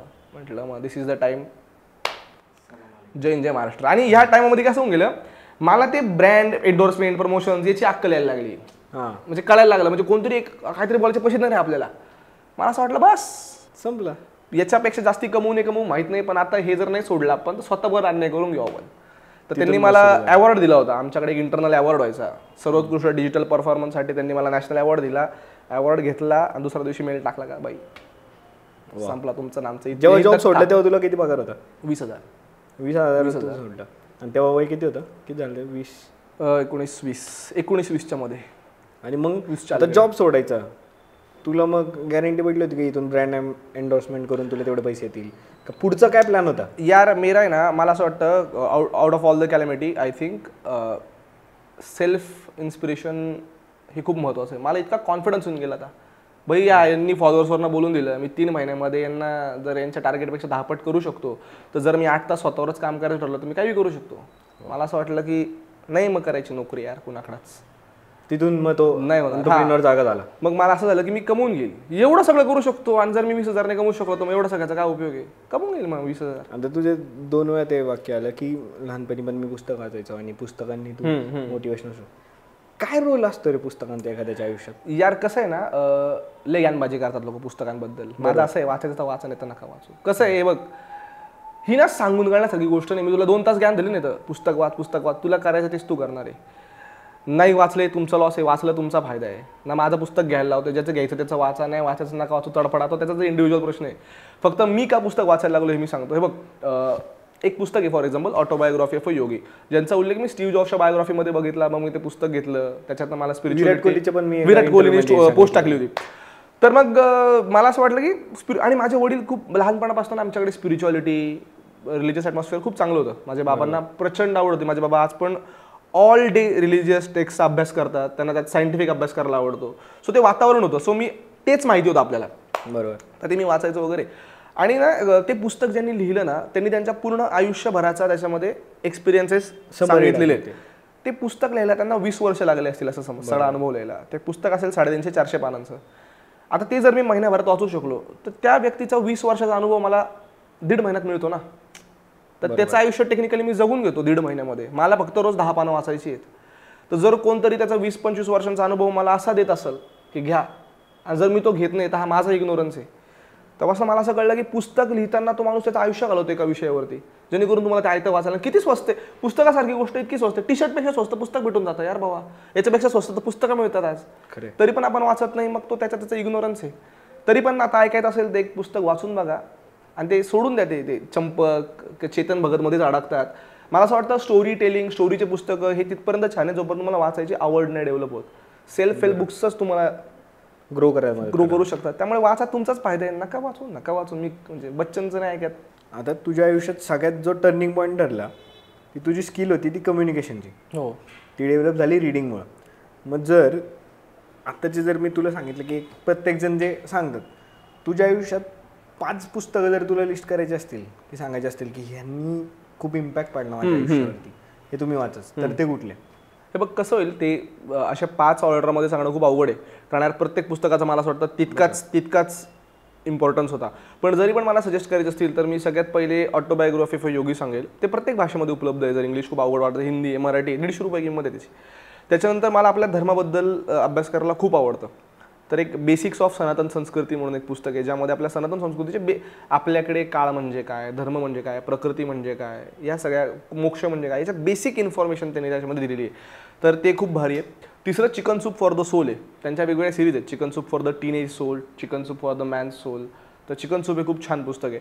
चौथं पुस्तक जे मला आवडलं ते क्रिस गेलचं आहे, 6 मशीन. त्यांनी त्याची ऑटोबायोग्राफी लिहिली आहे क्रिस गेलची. So that is a brilliant book. आणि 5th बुक मला असं वाटतं पुस्तक नाही म्हणता येणार, तो आपला धर्मग्रंथच आहे, ती म्हणजे भगवद्गीता. कारण उगाच 4 लोक म्हणता म्हणून न्यूजसाठी मी म्हणते असं नाही. पण ते त्याच्याबद्दल फार सांगण्यापेक्षा तुम्हीच एकदा वाचा, तुम्हाला कळेल. एक नवीन डायमेन्शन देते यार तुमच्या थॉट प्रोसेसला. तर ते तर आवर्जून वाचलंच पाहिजे म्हणजे मला असं वाटतं. वा, ब्रेकअप झालं, मग सक्सेस पॉईंट आला, मग अजून काहीतरी तू यूट्यूब, सोशल मीडियावर तू सक्सेस मिळवलास. आणि त्याच्यानंतर पुन्हा तो किस्सा होता, तुम्हाला माहीत नाही ॲक्च्युअली कुठल्या टाईम झोनला झाला, तुझ्या मित्राचा सुसाईडचा प्रकार. आणि हे जेव्हा मी पॉडकास्ट सुरू केलं होतं ना, तेव्हा माझ्या कुठेतरी ते डोक्यात होतं की मी पण या गोष्टी जाऊन पाहिल्यात की प्रेशर यायचं अभ्यासाचं, किंवा मित्राला प्रेशर आलं तर त्यांनी ते नाही सहन झालं, किंवा मुलींचे प्रकरण असेल, म्हणजे रिलेशनशिपचे प्रकरण. आणि त्या गोष्टी इतक्या हाय लेवलला जातात की ते लोक सुसाईड करतात. मग रिझन एक्स वाय असो, पण जीवन संपवण्यापर्यंत विचार जाणं आणि हे खूप वाढत चाललंय. कारण की मला नाही आठवत मी स्कूलमध्ये असताना किंवा आपण शाळेत असताना डिप्रेशन आवड होता. हा अलीकडच्या काळात डिप्रेशन म्हणून तो आला, म्हणजे आहे ते असं, ते डिनाय नाही करायचं, पण तेव्हा नव्हतं असं काय. तर हे हँडल कसं करायचं समजत नाही. आणि हे तू जवळून अनुभव घेतला होता तुझ्या मित्राच्या वेळेस, तर काय सांगशील हे डिप्रेशन विषयी, तुला काय वाटतं? आणि आपण सोशल मीडियाचे इन्फ्लुएन्सर म्हणून काय केलं पाहिजे? यार मला काय वाटतं बघ, मी लोक असं डिप्रेशन वगैरे काही नसतं असं म्हणतात, लोक असं म्हणतात की नाही नाही हा इग्नोरंट आहे वगैरे. तसं नाही आहे मित्रांनो, डिप्रेशन आहे, याला डिनाय नाही करता येणार. सगळ्यांना आयुष्यामध्ये प्रत्येकाला इथं खोलीमध्ये सगळ्याला असं वाटतं बाई आबाळ कोसळलंय वगैरे. मला असं वाटतं ना त्याचं ना एज्युकेटच नाही करते लोकांना, आणि त्यामुळे छोट्या छोट्या गोष्टींना घेऊन लोक ओव्हर सिरियस होऊन जातात. हा समाजाचा कलेक्टिव्ह दोष आहे, हा तुझा माझा शिक्षण पद्धतीचा आपल्या अपब्रिंगिंगचा हा कलेक्टिव्ह दोष आहे. हे म्हणणं खूप चुकीचं आहे का त्या हे लोक असं हे सहज बोलून जातात माहिती आहे काय, त्याच्यामध्ये दमच नव्हता जगायचा वगैरे. बाई तू त्याचं आयुष्य जगलाच नाही आहे, तुलाही बोलायचा अधिकारच नाही आहे ना. तुम्ही एखाद्याचं दुःखच काढून घेता, म्हणजे तो नल्ला आहे का बाई एवढा. हे बघ, जीव घेण्यापेक्षा जास्ती दम कशातच लागत नाही मला सांग. तो डिसिजन घेणं म्हणजे तो त्या माणूस त्या दरवाजापर्यंत पोहोचला आहे ना रे. तर मला तर वाटतं हे सगळ्यांचं कलेक्टिव्ह फेलियर आहे. आपल्याकडे कल्चरच नाही आहे आपुलकीनं काय बोलून घ्यायचं, जाणून घ्यायचं. किंवा एका पोराला मी हे नाही का ते most boys get their first rose on their funeral, म्हणजे अनेक पोरांना पहिलं फुल तेव्हा मिळतं जेव्हा त्यांची अंत्ययात्रा चालू असते. बरोबर. आणि सगळे नंतर मेल्यानंतर कौतुक करता. मग जिवंतपणे तुम्ही का नाही करू शकत ही गोष्ट? कधी कधी काय असतं, कौतुक बी जाऊ दे, नुसतं असं बोलला जरी ना तो 2 मिनिटं काय बाई कसं आहे वगैरे, तेवढीच एक मुवमेंट असते जी फार गरजेची असते. आणि ती ना तुम्ही कोणी पण असा हमाला असा नाही तर सीओ असा, ती माणूस म्हणून एक नेसेसिटी रे असं करणं. आणि यार त्यांनी काय झालं, मी त्या बरोबर 1.5 वर्ष राहिलो यार. तुझ्या मित्रांनी सुसाईड केलं, तो प्रसंग नक्की काय होता? मी ना माझं घर सोडून राहिलो होतो संभाजीनगरला. माझा 18वा वाढदिवस पण मी तिकडे केला. माझं फ्रेंड सर्कल जसं मी सांगितलं ते जिथं जाईल तिथं तेवढ्या पुरतच असतं, म्हणजे लिमिटेड आहे माझं फ्रेंड सर्कल. हक्काचे मित्र मुठभर आहेत. त्यात तो माझा रूममेट म्हटल्यानंतर ना ते सख्या भावासारखं नातं असतं यार. बरोबर. आणि ना छोट्या छोट्या गोष्टी खूप मॅटर करतात. म्हणजे सपोज आज मला बरं नाही आहे ना, तो सकाळी जाऊन गोळी घेऊन येणार, कोणी सांगत नाही त्याला, मी किती बी भांडू किती बी शिवाय घालू, पण तो हे करून येणार. किंवा मग आज सपोज यार लेट जायचं आहे ऑफिसला, सो मला उशीर होतो, आपण 5 मिनिटं थांबून घेऊ, त्याला ड्रॉप करू. आम्ही एकाच ऑफिसला काम करायचो, तिकडेच जाणार तर मग आपण तिकडेच जाऊ. आम्ही रात्री बरोबर असायचो रूमवरती गप्पा मारत, काहीतरी फालतूगिरी करत. दुसऱ्या दिवशी जॉबला पण आम्ही बरोबरच असायचो, एकाच ठिकाणी काम करायचो. मी इकडे बसायचो, माझ्या मागं बसायचं. तर ऑल डे पण आम्ही बरोबर होतो. तर ते ना 1.5 वर्ष केल्यानंतर आमचं एकमेकांचं सोडून दुसरं काही जगच नव्हतं. आणि त्यांनी जेव्हा असं केलं तेव्हा मला स्वतःबद्दल असं वाटलं की मी माझ्यासोबत राहत होतो 1.5 वर्ष. बाई 1.5 वर्ष मी माझा रोज उठबस करत होतो, तरी मला कळत नव्हतं त्याच्या मनामध्ये काय चाललंय. म्हणजे मला माझ्याबद्दलच राग आला. म्हणजे मी कायच बोलणार या गोष्टीला, मला सांगा. सपोज उद्या मी असं केलं, तुला प्रश्न पडेल ना की हा पोरगा काल माझ्यासोबत इथं बसला होता. मला आहे ना त्या उघडा घाण मला कधीच नाही वाटला आयुष्यामध्ये. मला पाय खालची जमीन घसरून गेली होती यार. त्याने स्वतःला फाशी घेऊन टाकली. त्याच्या आयुष्यामध्ये 10-15 इश्यूज होते. त्यातला सगळ्यात 2-3 मोठे इश्यू होते. फायनान्स एक होता, मुलीचा एक होता. एवढंच असतं रे पोरांचं, काय असतं यार दुसरं मला सांग. असं कधी ऐकलं विराट कोहलीची सेंचुरी नाही झाली म्हणून कोणी जीव द्यायला गेलं? काही नसतं. एक तर मुलीचे असतात किंवा पैशांचे असतात. आणि त्याचं सेम झालं होतं यार. त्याचं ते पैशांवरनं त्याचं डायरेक्ट लग्न बिग्न, म्हणजे काय झालं होतं, 15,000च कमवत होतो पोरगा. याच्यावरनं इतका मोठा त्याचा बबल क्रिएट झाला होता की तो स्वतःला पण मूर्ख समजायला लागला. आता त्याचा थोडी दोष यार, तो 15,000 कमवतो. त्याच्यापेक्षा भावट लोक माझ्या ओळखीत 50,000 कमवत होती, त्याचीच बॉस होती. पण आता याच्या नशिबात तेवढं दिलं, तेवढं तो कमवत होता. पण तो माणूस चांगला होता ना यार. मी तो 1.5 वर्ष राहिलो. आणि यार त्यांनी ते घेतल्यानंतर मला असं वाटलं भाई आपण तेवढेच इक्वली रिस्पॉन्सिबल आहे. त्या पोरला जरी 2दा विचारलं जरी असतं ना का भाई काय भाई कसं काही सीन आहे का, हसतच दिसत होता नेहमी तो. असं थोडी की तो रडत होता. नाही दाखवत रे पोरांचं. अरे नाही दाखवत म्हणजे कोणी विचारतच नाही ना भावा. मला सांग, विचारल्यानंतर कोण नाही दाखवणार? तुम्ही आपुलकीने विचारायला जातीच नाही पोरांना. मी हे 2दा व्हिडिओमध्ये बोलले. आत्ता रस्त्यावरती जाय बरं, एखाद्या पोरला प्रेमाने मिठी मारून घे. ते पोरगा नाही रडलं तर माझं नाव बदलून टाक यार तू. आणि मी पोरं स्पेसिफिक यासाठी करतोय ना, माझा असं नाही म्हणे की पोरींना त्रास होत नाही वगैरे. मी पोरगा आहे म्हणून मी पोरांच्या बाजूने ठामपणे सांगू शकतो की कोणी विचारणार नसतं. 17 टेन्शन असतात बाई पोरांना, कोणी विचारतीच नाही ना. आणि मग विचारती नाही त्याचा दोष पण आपण त्या माणसालाच देतो की हा स्ट्रॉंगच नव्हता. अरे स्ट्रॉंग काय नव्हता, मग इतके वर्ष पहिल्या वेळेस असं करून टाकलं असतं ना त्याने. काहीतरी त्याच्या एंडला कमी पडलं, ॲज अ सोसायटी आपण कमी पडलो म्हणून त्याने हा डिसिजन घेतला. बरोबर. तर मला इन्फ्लुएन्सर वगैरे म्हणून नाही, आपल्या जवळचे जे आपण ज्यांना हक्काचे मित्र म्हणतो असं घेऊन टाकू, त्यांना एकदा विचारणं, टिंगल टावळ वगैरे आपण करतच राहतो. कोणी स्वतःहून दुःख नाही सांगत यार. लोक विचारल्यावरती पण नाही, आपण सहज म्हणतो आय एम फाईन. जगाचं सगळ्यात मोठं खोटं आहे कोण आय एम फाईन. तिकडे पार फाटून हातात आले असं नाही आय एम फाईन. तिनं आपुलकी डेव्हलप करावी लागते. तो एक सॉफ्ट कॉर्नर निर्माण करू द्यावा लागतो, मग कोणतरी ओपन होतं. त्याचा गैरफायदा न घेणं पण ही आपली जबाबदारी असते. नाही तर 4 ठिकाणी जाऊन रे त्याचं असं लपडं झालंय त्याचा एक वेगळाच विषय होतो. मला असं वाटतं की आपली जबाबदारी आहे. तर ॲटलिस्ट आपल्या आजूबाजूची जे सगळ्यात जवळची माणसं आहे ज्यांना आपण सख्खी म्हणतो त्यांच्या बाबतीत आपण केलंच पाहिजे यार. आणि हे सगळ्यांनी केलं पाहिजे, कारण ते प्रश्न कुणाचा पण जीव वाचवू शकता. खरं आहे रे. आणि सल्ले नको असतात. जो डिप्रेशन आहे त्याला सल्ले नको असतात. त्याला माहित असतं, त्याला फक्त कोणतरी ऐकून घेणार पाहिजे असतं. लोक सल्ले द्यायला लागतात. नाही मग तू योगाच कर, मग तो त्याला काय अक्कल नाही का, तो हे करणार नाही का मला सांग. किंवा जे पॉडकास्टमध्ये 10 ठिकाणी लोक सांगू राहिले ते त्याला कळत नाही का, काहीतरी आहे ना ते त्याला अटकून ठेवतं. तर फक्त ऐकून घेण्याचीच अपेक्षा असती. तर ऐकून घ्यायला शक्य आहे यार, प्रत्येकाला शक्य आहे. पण ते असं कुठेतरी ना ते झालं की तू जसं म्हणलं की मुलांच्या साईडने मुलांना कोणी ऐकून घ्यायला नसतं. आणि मुलींना आपण काय नाही म्हणतो, तिला जर काय वाटतं ना तर प्रत्येक मुलाचा एक तरी मेसेज असतोच की काय झाले का, हे काय ते. पण मुलांना कोण नाही विचारणार ह्याला काय येणार आहे, ह्याच टेंडन्सीनी सगळे होतात. ते ना कंडिशन झालोय आपण ॲज अ सोसायटी. हां, म्हणजे रडत नाही मुलं. हा किंवा नाही आता थोडंसं आता असं आलंय की पोरं रडू शकता बाबा, मेन मॅटर्स वगैरे असं म्हणता लोक. पण अजून पण ते कंडिशनच आहेत. म्हणजे काय झालेलं आहे ना, एक तर आपल्याकडे हाफ फेमिनिझम आहे बाबा. या फेमिनिस्ट पोरी पण आहेत ना, हाफ म्हणजे त्यांचं कसं आहे ना, जे चुकीचं आहे तेवढंच घेते. पोरं सिगरेट पिता म्हणून आम्ही पण सिगरेट पिणार. पोरं पण भारतच काम करता, मग तुम्ही का नाही गटर साफ करायचे कामं करते. जर एवढा फेमिनिझम आहे तुमचा, जर आज गटर साफ करायचं आम्हाला पोरं उतरता, तुम्ही उतरा गटारीमध्ये. तेव्हा तुमचा फेमिनिझम का नाही येत जागा होत. जेव्हा दिवसभर ट्रॅफिक हवालदाराला उभं राहावं लागतं तिथे उन्हातानामध्ये, त्याच्यामध्ये किती टक्के बायकांची संख्या आहे मला सांग बरं. तेव्हा अशा ठिकाणी त्यांचा फेमिनिझम बाहेर नाही येत. हा फेक फेमिनिझम पण याला कारणीभूत आहे. सिलेक्टिव्ह केअरिंग होते फक्त मुलींची. अरे 8 वाजले बरं का, तू घरी जा आता. आणि ते पोरगं तिथं 12 वाजेपर्यंत तडफडत बसेल का, त्याचा जीव नाही का. मला काय वाटतं ना, याच्यामध्ये ना ओव्हरऑलच सगळी खिचडी झाली, ती हळूहळूच सोडवावी लागणार आहे. तर ती ॲटलिस्ट आपण आपल्या 4 बाजूच्या आजूबाजूच्या 4 दिशांना जी माणसं आहेत ना त्यांच्यापासून आपण ती चालू केली पाहिजे. हां, म्हणजे आता हे फेमिनिझमचा विषय निघालच आहे. तर ते मागे मी सरिताताईसोबत पण बोलत होतो तेव्हा ते हे की आम्हीच का स्वयंपाक करायचा, अरे आम्ही पण काम करून येतो. तर फेमिनिझम वरती मी जर बोलायला बसलो ना, मी 2 मिनिटांमध्ये ना लिटरली शाब्दिक शालजोड देऊ शकतो. मी तुला सांगतो, हे बघ, आम्हीच का स्वयंपाक करायचा, मग माझे वडील माझे काका कधी असं नाही म्हटलं आम्हीच का काम करायचं. कसं असतं ना, तो संसाराचा विषय तो संसारापुरताच असतो ना, की तो ती फॅमिली आहे. ते जे आहे ना, इंडिपेंडन्सी जेव्हा येते ना फॅमिलीमध्ये, कुठलंच नातं इंडिपेंडन्सीवर टिकू नाही शकत. नातं कशाला म्हणतं माहिती का, जेव्हा तू डिपेंडंट आहे.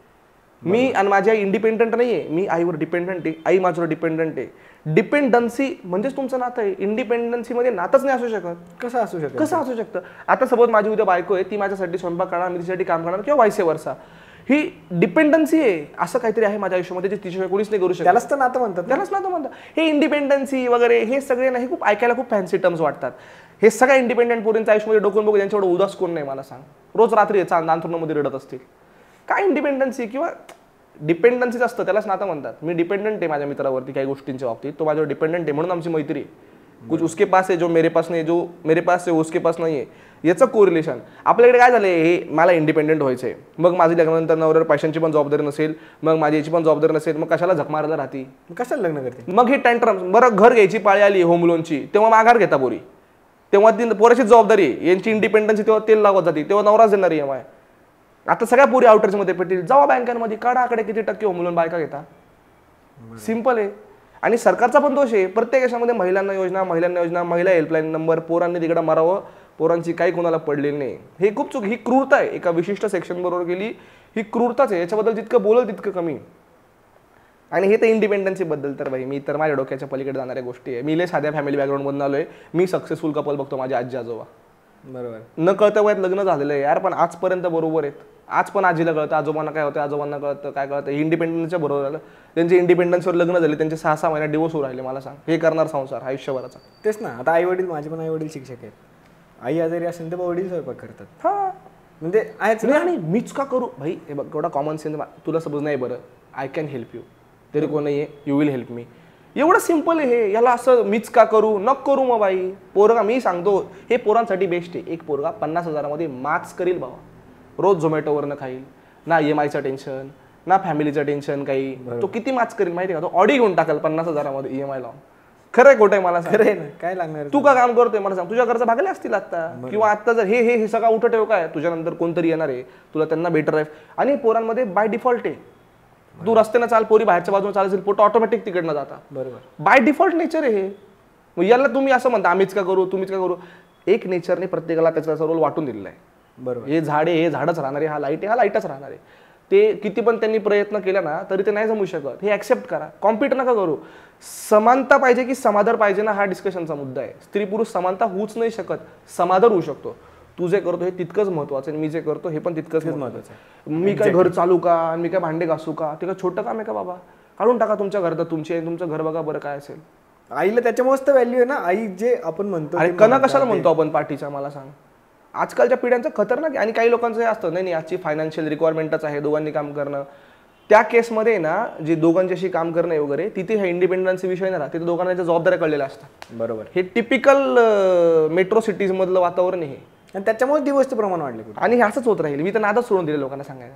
मुलं ब्रेकअप झालं किंवा त्या गोष्टी झाल्या म्हणून सुसाईडचा ऑप्शन घेतात, तर ह्याच्यावरती आणि कोण त्यांना सांगायला नाही रे की काय ती म्हणजे कुणाला चीट केलं असेल, कुणी नाही वर्कआउट झालं म्हणून ब्रेकअप झाला असेल, कुणी न सांगताच गेलं तरी पण. मग काय काय वाटतं तुला की हा ब्रेकअप विषय खूप महत्त्वाचा आहे. आणि त्या ब्रेकअपपेक्षा ब्रेकअप झालं सगळ्यात महत्त्वाचा विषय तो डिटॅचमेंटचा.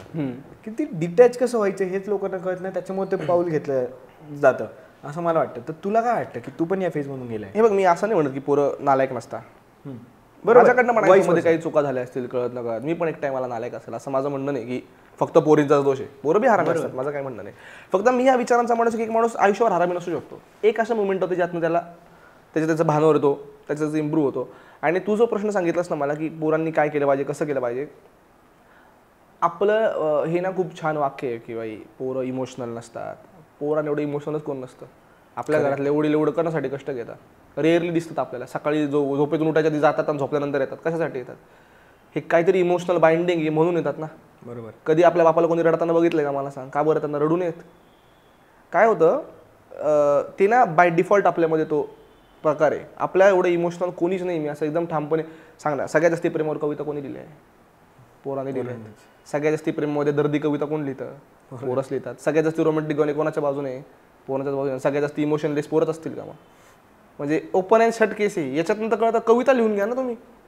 एखादं गाणं घे यार, आफरीन आफरीन. ते पोरांनी 7 मिनिटं पोरीचं कौतुक केले, पोर घेऊन स्वतःच कौतुक करते, होणे लगी उमे हसीन आफरीन आफरीन.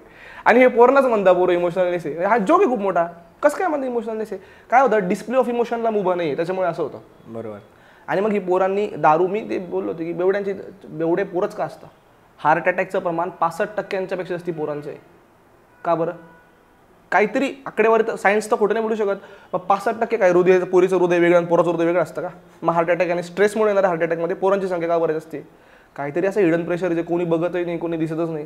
तर मला असं वाटतं की ना बोलणं तो एक, म्हणून लोक दारू पितात रे यार. कोण स्वतःला रोज मारून घेईल मला सांग बेशुद्धीत? कोणाची इच्छा नाही अशी. सगळ्यांना इथं आनंदानेच जगायचं आहे, माझ्यातच जगायचं आहे. पण ऍटलिस्ट तेवढ्या पुरतं तेवढे 2 बेवडे इतके सख्य वागतात ना, का त्यांच्या घरातले बी तेवढे चांगले वागतात. त्यांची फार गळ्यात गळे घालते, दे तुला मी पाचतो बाबा चल वगैरे, एवढा हक्क असतो त्यांच्यामध्ये. त्या 2 बेवड्यांचं नातं कधी कधी एवढं डेंजर असतं ना, ते न बोलता त्यांना कळायला तर नंतर काय बोलताय. म्हणजे हा जरी विनोद असला तरी हे कटू सत्य आहे, काहीतरी मिसिंग आहे. म्हणून मग मला असं वाटतं की काय करावं ना, डिटॅचमेंट हवं. मी स्वतः डिटॅच नाही करू शकत यार. म्हणजे मी आता किती पण बोललो आणि जर उद्या माझ्यावर असं काय घडलं तर मी 6 महिने रडणारच आहे यार. त्यामुळे डिटॅचमेंटबद्दल आपला काय फारसा अभ्यास नाही. पण मग मी काय करू शकतो का, मी सांगू शकतो 4 लोकांना. आणि ते हक्काचे 4 लोक आपल्या आयुष्यामध्ये ठेवणं ही आपली पण जबाबदारी आहे. बरोबर. आपण एक तर नाही हे मेरा असं फक्त प्रोफेशनल रिलेशन आहे किंवा मग मला न्यूनगंड असतो. अरे तुम्ही ओपन व्हा, सगळे ओपन होता रे बाबा. म्हणजे ब्रेकअपच्या फेजमधून बाहेर कसं पाडायचं काय वाटतं तुला यार? काय तू काय मार्ग अवलंबून? मी ह्या दोनचा माणूस नाही की फॉरगिव्ह करा आणि forget. Don't forget. If you forget you will repeat it. So don't forget. जे झालं ते कधी विसरू नका. म्हणजे परत नाही येऊ देणार. जे काय XYZ कारण असेल ते मी विसरून गेलो मग परत थोवाड घेऊन चालला वास मारत असं नको करू. कधीच विसरू नका आयुष्याबद्दल की तुला ते ब्रेकअपमध्ये काय होतं ना, पोरगा एकट्यामध्ये तिची लोएस्ट ट्रीट करतो बाई. 4 चौकात जेवढं दिसतं ना त्याच्यापेक्षा 50 पट एकट्यात असतं. ते संडासात जाऊन रडणं, ते तोंडावर साधं घेऊन रडणं, हे त्याच्यातलंच कळतं. तो लोक कधीच विसरू नका. आणि तो तुम्ही कोणामुळे गेला हे पण विसरू नका. तो कशामुळे घडला, तो कोणामुळे घडला, ती फिलिंग ना ती तशी जिवंत राहू द्या. म्हणजे ती आयुष्यात परत तुम्ही कधीच रिपीट करणार नाही. एकट्यामध्ये सेल्फ रिस्पेक्ट जाणं हे 4 चौकामध्ये इज्जत जाण्यापेक्षा खतरनाक असतं. एकट्यामध्ये पाय खाली जमीन दिसली का मग माणसाला टकता भाऊ. 4 चौकामध्ये अपमान झाली, मार खाल्ला तरी पण लोक चिकटपट्टी लावून जगून घेतात. स्वतःच्या बाबतीत ते न होऊ देणं. त्यामुळे ते लक्षात ठेवा. आणि यार एक तर बोला, ओमिगलवर जा, रॅन्डम चॅट करा, कोणाशी बोला, पण ते बोला. बोलल्याने कमी होतं दुःख. बरोबर. हे किती पण असं छान वाटत असलं तरी ते खरं आहे. आणि शेवटी असं आहे ना की बघ, ज्याचं त्याचं आयुष्य हे त्यालाच जगणं आहे. कोणता टॉक, कोणतं पुस्तक, कोणता माणूस येऊन तुम्हाला तुमच्या 2 पायावर उभं नाही करू शकत. तर ना आपल्या अस्तित्वासाठी एक ना मोठी काहीतरी हे ठेवा, म्हणतो ना विजन मोठं ठेवा. त्याच्यापुढे तुमचं प्रेम, तुमचं हे सगळं छोटं छोटंच वाटलं पाहिजे. प्रत्येकाचा काहीतरी एक्झिस्टन्स आहे, तो मोठा ठेवा.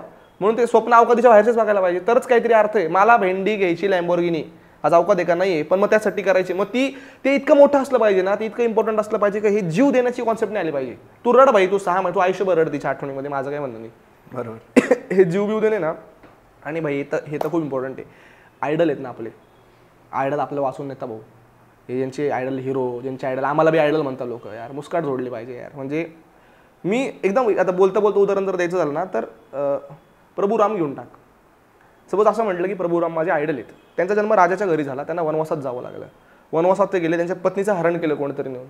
एकटे होते ते. आता पत्नीला कुठे शोधणार, तर ते म्हटले नाही मी शोधणार, मी चालत चालत जाणार. कुठनं लंकेला, विमानानं जायला 3 तास लागतातच. ते चालत गेले अयोध्येवरनं एकटे. मग कळतंय का त्याची तर अख्खी बाबा मोठं त्याचं सोन्याची लंका आहे. हे बिचारे आले जंगलातनं. मग यांना सेना पण मिळते, वानर सेना. एवढं सगळं करत ते देशाच्या टोकावर गेल्यावर कळतं की आता तर समुद्र येतं, तिकडे मी जाऊच शकत नाही, मग मी त्यावर पूल बांधणार. त्यांची लाईफच बघ ना, स्ट्रगलच की. देवात भाई सिंहासन सुटल्यामुळे प्रभू राम झाले ना. तो स्ट्रगल घडला म्हणून त्यांना पुजतात लोक आज. तर हा जर आयडल असेल तर एवढं देवाच्या वाट्यात एवढे कष्ट आहे भाई, तर तू आणि माझी काय अवकाद आहे. आणि ज्यांचा देवावर विश्वास नाही त्याने महाराजांवर बघा, जिवंत उदाहरण आहे आपल्या आत्तापर्यंतचं. लोक मूर्ख आहेत. तुला तुझ्या 50 पिढ्या मागचं नाव सांगता येईल का? नाही सांगता येणार. पण सगळेजण शिवाजी महाराज म्हटलं जय कसे म्हणतात. उगच नाही येत नाही, त्यांचा पण तर स्ट्रगल बघा. 16 वर्षी त्यांनी स्वप्न बघितलं. हसतील आज एखादा 16 वर्षी पोरगा जरी तर म्हटलं मला मुख्यमंत्री व्हायचे, तर मला सांग लोक काय म्हणतील. पण त्यांच्या बोलण्यामध्ये, त्यांच्या ऍक्शनमध्ये असं काहीतरी होतं की त्यांच्या वयाच्या दुप्पट माणसांना ते पटायला लागलं. लोक जीव द्यायला तयार होऊन गेली. आणि झालं ना, किती स्ट्रगल, लाईफ टाईम स्ट्रगल. पुरंदरची तह आपण वाचला, सगळं कमवलेलं झटक्यात गेलं. मग तर त्यांनी रडतच बसायला पाहिजे होतं. आता तर सगळं गेलंच आहे बाबा, आता तर मी कायच करू. नाही, मी पुन्हा करीन. हे मी नाही केलं ते कोणीच करणार नाही. हे वाक्य किती मोठं आहे महाराजांचं. आणि 50 वर्षाचं आयुष्य. हा, इम्पॅक्टफुल. ते 100 वर्ष जगून काय उपयोग आहे औरंगजेबाचा मला 50 वर्ष, जर 15 वर्ष बालपणाचे काढले, 35 वर्षात आणि एवढं करतो कंटिन्यू स्ट्रगल. किती मोठा सॅक्रिफाईस आपल्या मुलापासून लांब, आपल्या पत्नीपासून लांब. कोणासाठी? काहीतरी ध्येय होतं की मला लोकांसाठी काहीतरी करायचंय, याच्याशिवाय मी काही नाही करू शकत. याच्यापेक्षा दुसरं मोटिवेशन काय पाहिजे मला सांग बरं. इथलेच मातीमध्ये जन्म. असं नाही की मी काहीतरी रोमची काहीतरी सांगतोय का आणि अलेक्झांड्राला. इथं आले भाई, इथल्या लोकांसाठी काम केलं. आज पण देवाच्या बाजूला त्यांचा पोटला होतो. जिवंत उदाहरण आहे. माणसावर तर विश्वास ठेवू शकता ना तुम्ही. कार्य तसं करा की लोक तुम्हाला देवस्थानी ठेवते. तर असे आयडल असले ना, मग तुम्हाला सुसाईडचा विचार नाही, खचून जाऊ शकाल तुम्ही. तुम्हाला डिप्रेशन येऊ शकतं, तुम्ही त्याची मदत घेऊ शकता. हे जीव देणं आणि माझं काही अस्तित्वच नाहीये असे लेमलट विचार नाही. तुझ्या पद्धतीत ना एक मेसेज दे ना, की जे ना डिप्रेशन म्हणून बाहेर यायचा प्रयत्न करतायत पण त्यांना समजत नाही. त्यांना तू एक म्हणजे तुझी एक रील मला दिदीने पाठवली होती की याला परत फिरून तिथंच आला माझी वाली वेगळी. तुझ्या पद्धतीत एक मला असं वाटतं की डिप्रेशनचं ना माझ्यासोबत काहीतरी वेगळं घडतंय असं वाटत राहतं. पण ते खरं असं आहे ना की सगळ्यांसोबत तेच होत राहतं, फक्त कोणी 4 चौकामध्ये बोलत नाही. तर मला असं वाटतं ना की सगळ्यात पहिले तर तुम्ही बोलायला सुरू करून द्या. जवळच्या माणसांना बोलून द्या, अनोळखी माणसांशी बोलून द्या. बघ आपला देश एवढा चांगला आहे, कोणी येऊन जर गाणं सांगायला लागलं तर कोणी जायचं असं नाही करत. अनोळखी माणसं एवढंच ऐकून घेतात लोक, तर तुझं माझं 100% ऐकून घेतील. आणि दुसरं असं आहे ना की पहिले तर हे ॲक्सेप्ट करायला शिका की हे तुझं तुलाच निस्तार नाही. कसं आहे ना, कडू आहे हे, पण आता सपोज तू काही बरं वाईट पाऊल उचललं, 10 दिवस घरचे रडतील. यार आपण पण नॉर्मल होऊन जाऊ आपल्या आयुष्यामध्ये. ज्यांनी आपल्याला जगात आणलं ना ते पण आपल्या एक दिवशी सोडून जातील. त्याच्यानंतर पण आपण 20-30 वर्ष निर्लज्जासारखे जगणारच आहे. हे नेचर आहे माणसाचं, का माणूस ॲडॅप्ट करतो. शेवटी ज्याची त्याचं आयुष्य, जे त्याचं आयुष्य आहे ते त्याला का जगायचं हे त्याने डिसाईड केलं का, मग हा प्रॉब्लेम नाही होत. मला सपोज माझा हा गोल आहे, मला या गोष्टीसाठी जगायचं आहे, बाकी सगळं दुय्यम आहे माझ्यासाठी. तिकडे काही गोंधळ घाला, तेच मोठं असणं गरजेचं आहे. ते सगळं तरुण येतं माणसाला. आता तू ब्रेकअपमधून गेला, तू सगळं पाहिजे आयुष्यात, मग पुन्हा प्रेम झालं तर एकदा एक्सपिरियन्स इतका बेकार असतो की ते नकोच वाटतं बाबा हे नको, ह्याच्यामुळे एवढं सगळं घडले आणि ते पुन्हा प्रेमापर्यंत गेले की आपण एकतर ब्रेकअप झालं त्या झोनमध्ये असतो, नको बाबा हे नकोच, आणि ते पुन्हा प्रेम होणं. ही काय जर्नी होती आणि का असं झालं की तुला वाटलं की नाही दिस इज द पर्सन. गुलाबाचं काम काय माहिती आहे का तुला? सुगंध देत राहणं. तर मी दुसऱ्याच्या चुकीची शिक्षा स्वतःला नाही देऊ शकत. त्या ब्रेकअप नंतर पण माझे 2-3 रिलेशनशिप झाले. माझं ती व्यक्ती मूर्ख होती म्हणून मी प्रेम करणं बंद करणं हा मी स्वतःवर केलेला अत्याचार आहे. त्याची शिक्षा मी मला का देऊ? ते तिकडे तडफडू दे त्यांना जे काय करायचं आहे. मला प्रेम करून जर छान वाटतं ते मी करणारच आहे आणि इथनं पुढं पण करत आहे. का नको करू? माझा प्रेमावर विश्वास उठला, तुझ्या स्वतःचा उठलाय का? त्यांच्या प्रेमावरून उठला, ही त्यांची जबाबदारी आहे. बरोबर. I trust in love because of the way I love. तर 100% मी स्वतःला का शिकली मला आता प्रेमच नको, मर बाबा एकटा, कोणाच आणणार आहे जगामध्ये, तुझं काम आहे. म्हणून मी असं समजतो की भाई मेरी रिस्पॉन्सिबिलिटी प्यार करणं आहे, आणि आहे ते माझ्यात. राग रुसवा होईल 6 महिने, कोणीच नको बाबा, सिंगलच लाईफ बेटर आहे, पण घुमून फिरून प्रत्येक जण आपल्या मुळाकडेच येतो. आणि जर माझं मूळ असं असेल का मला प्रेम करून छान वाटतं, तर मी ते करतच राहणार आहे. बरोबर. त्यामुळेच मला परत प्रेम झालं. असं काय मी ठरवून आता आज सकाळी उठलो प्रेमात पडू, असं काहीच त्यात पण असं Scene होतं ना नाही. की आपण नवीन प्रेमामध्ये ना त्यात जुन्या क्वालिटी शोधत राहतो. हे कसं आहे ना, आता हे बघ बेसिक असं मला वाटतच राहतं, पण काय असतं, look at the bigger picture. अशा काय गोष्टी मिसिंग होतात ज्या गोष्टीमध्ये आहेत आणि ज्या गोष्टी मला चांगल्या वाटतात. कोणीच परफेक्ट नसणार आहे कोणासाठी, मी पण नसणार आहे कोणासाठी. पण मग मी ते कम्पेअर सुरुवातीला असं होतच नाही, यार ती असते तर असं झालं असतं, यार आत्ता तिने असं वागलं असतं. पण हे सगळं असून पण तिने काय केलं, जे करायचं तेच केलं. त्यापेक्षा हे एवढं सगळं नसून पण जर एवढं करत असेल तर हे जास्त इम्पॉर्टंट आहे माझ्यासाठी. बरोबर. सो होऊन जातं प्रेम. हे असे पोरे नाही म्हणतात ना, मी प्रेम बीम करणार, यांचे सगळ्या लोक लग्न होता, मी तुला सांगतो. तू आता रोस्टिंग वगैरे करतो, खतरनाक, म्हणजे समोरच्याची बार विशेष करून टाकतो. भीती ना वाटत करे तू कोण आला चिडला बिडला तापला बिपला तो जर असं नाही एखादा तुझ्यासारखा एखादा वाढी. मला मी सांगू तुला, ज्याला मारायचंय ना तो येऊन पटकून टाकतो. हां मी हे कर, ते काहीच नाही करते. बरोबर. सुरुवातीला वाटायची भीती, पण आता काय परमिशन वगैरे घ्यायला लागते का रे? उनसे बडे गुंडे हम, काय झालं नाही, परमिशन वगैरे नाही रे. परमिशन मी काय म्हणजे काय लॉजिक आहे परमिशनचं? मला ते असं मी ऐकलं होतं कॅरीचा व्हिडिओ, तो आधी त्यांना विचारतो तुमचा रोस्ट करू का, तो कॅरी विचारत असेल यार आपल्याला परमिशन. बाई मला जे खटकतंय बघ, 4 लाख लोक का बघता बाई, त्यांना पटतं म्हणून बघता. बरोबर. त्यांच्यात ते आहे जे मी बोलतो त्यांना ते रिलेट होतं, मग कसली परमिशन लोकांच्या मनातले विचार मांडायची. अंगलेट आलं होतं का एखादं? हा, मग एकदा दोनदा आलेले ना अंगलेट, फोन बिन धमक्यांचे फोन बिन. मला रोस्टिंगपेक्षा ना त्या सोशल इश्यूजमुळे जास्त अंगाशी येतात विषय. पण मग रोस्टिंगवर ना आलं अंगाशी की आम्ही तुला घुसून मारू वगैरे. मग मी नाशिकला वाट बघितली, कोणीच नाही आलं. इथलेच हडपसरवालेच येणार होते, अजून नाही आले. तू बार फ्लेक्स बिक्स लावला होता? ते तर रोस्टिंगमध्ये लावला होता मी फ्लेक्स. अरे काय झालं, तो ते पर्सन घेऊन टाकलं तुम्ही. बघ, एका माणसाची बोलून घेतो. उद्या जर मी म्हटलं ना की बाबा हा पर्टिक्युलर माणूस पॉडकास्ट मूर्खासारखे घेतो, गोष्ट वेगळी, पॉडकास्टरच मूर्ख असता. अरे, आणि मग पॉडकास्टरने तुम्हाला बोलायचं पण नाही.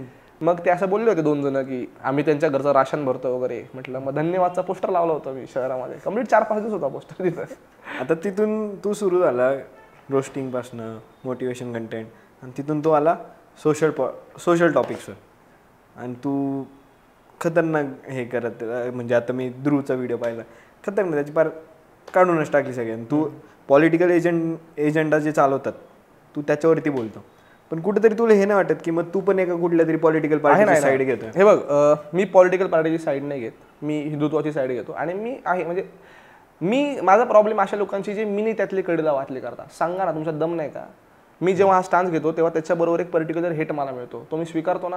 लोक मला मीम्स बनवतील, ज्यांना माझे विचार नाही पडतात ते मला टीका देतील. नाही, माझी कोणी टीका पण नाही करायची, पण मी माझं सुमडीत रेटर जाणार. हा बुगळेपणा आहे, हा शोभत नाही माणसाला. मर्दाने मर्दासारखा असं बोला ना 4 चौकामध्ये, चल मला नाही पटत, माझ्या या गोष्टींची प्रॉब्लेम आहे, मी मरेपर्यंत या गोष्टींची प्रॉब्लेम आहे, त्याच्याबरोबर जो हेट तो स्वीकारा. मला ह्या लोकांची प्रॉब्लेम नाही, मी त्यातला नाही आहे बाबा. पण मग हे असं कशाला बुगळेगिरी करता, शोभतं काय मला सांग? हे तर कुठेतरी यात कुठल्या तरी पार्टीचा आपण, आता माझा काय दोष आहे की ती पार्टी ह्या विचारांवरती चालते. उद्या जर तिसरी पार्टी आली जी हिंदुत्वावरती बोलते तर तुम्ही तिला पण म्हणाल, मग मी काय 4 पक्षांचा प्रवक्ता होईल का?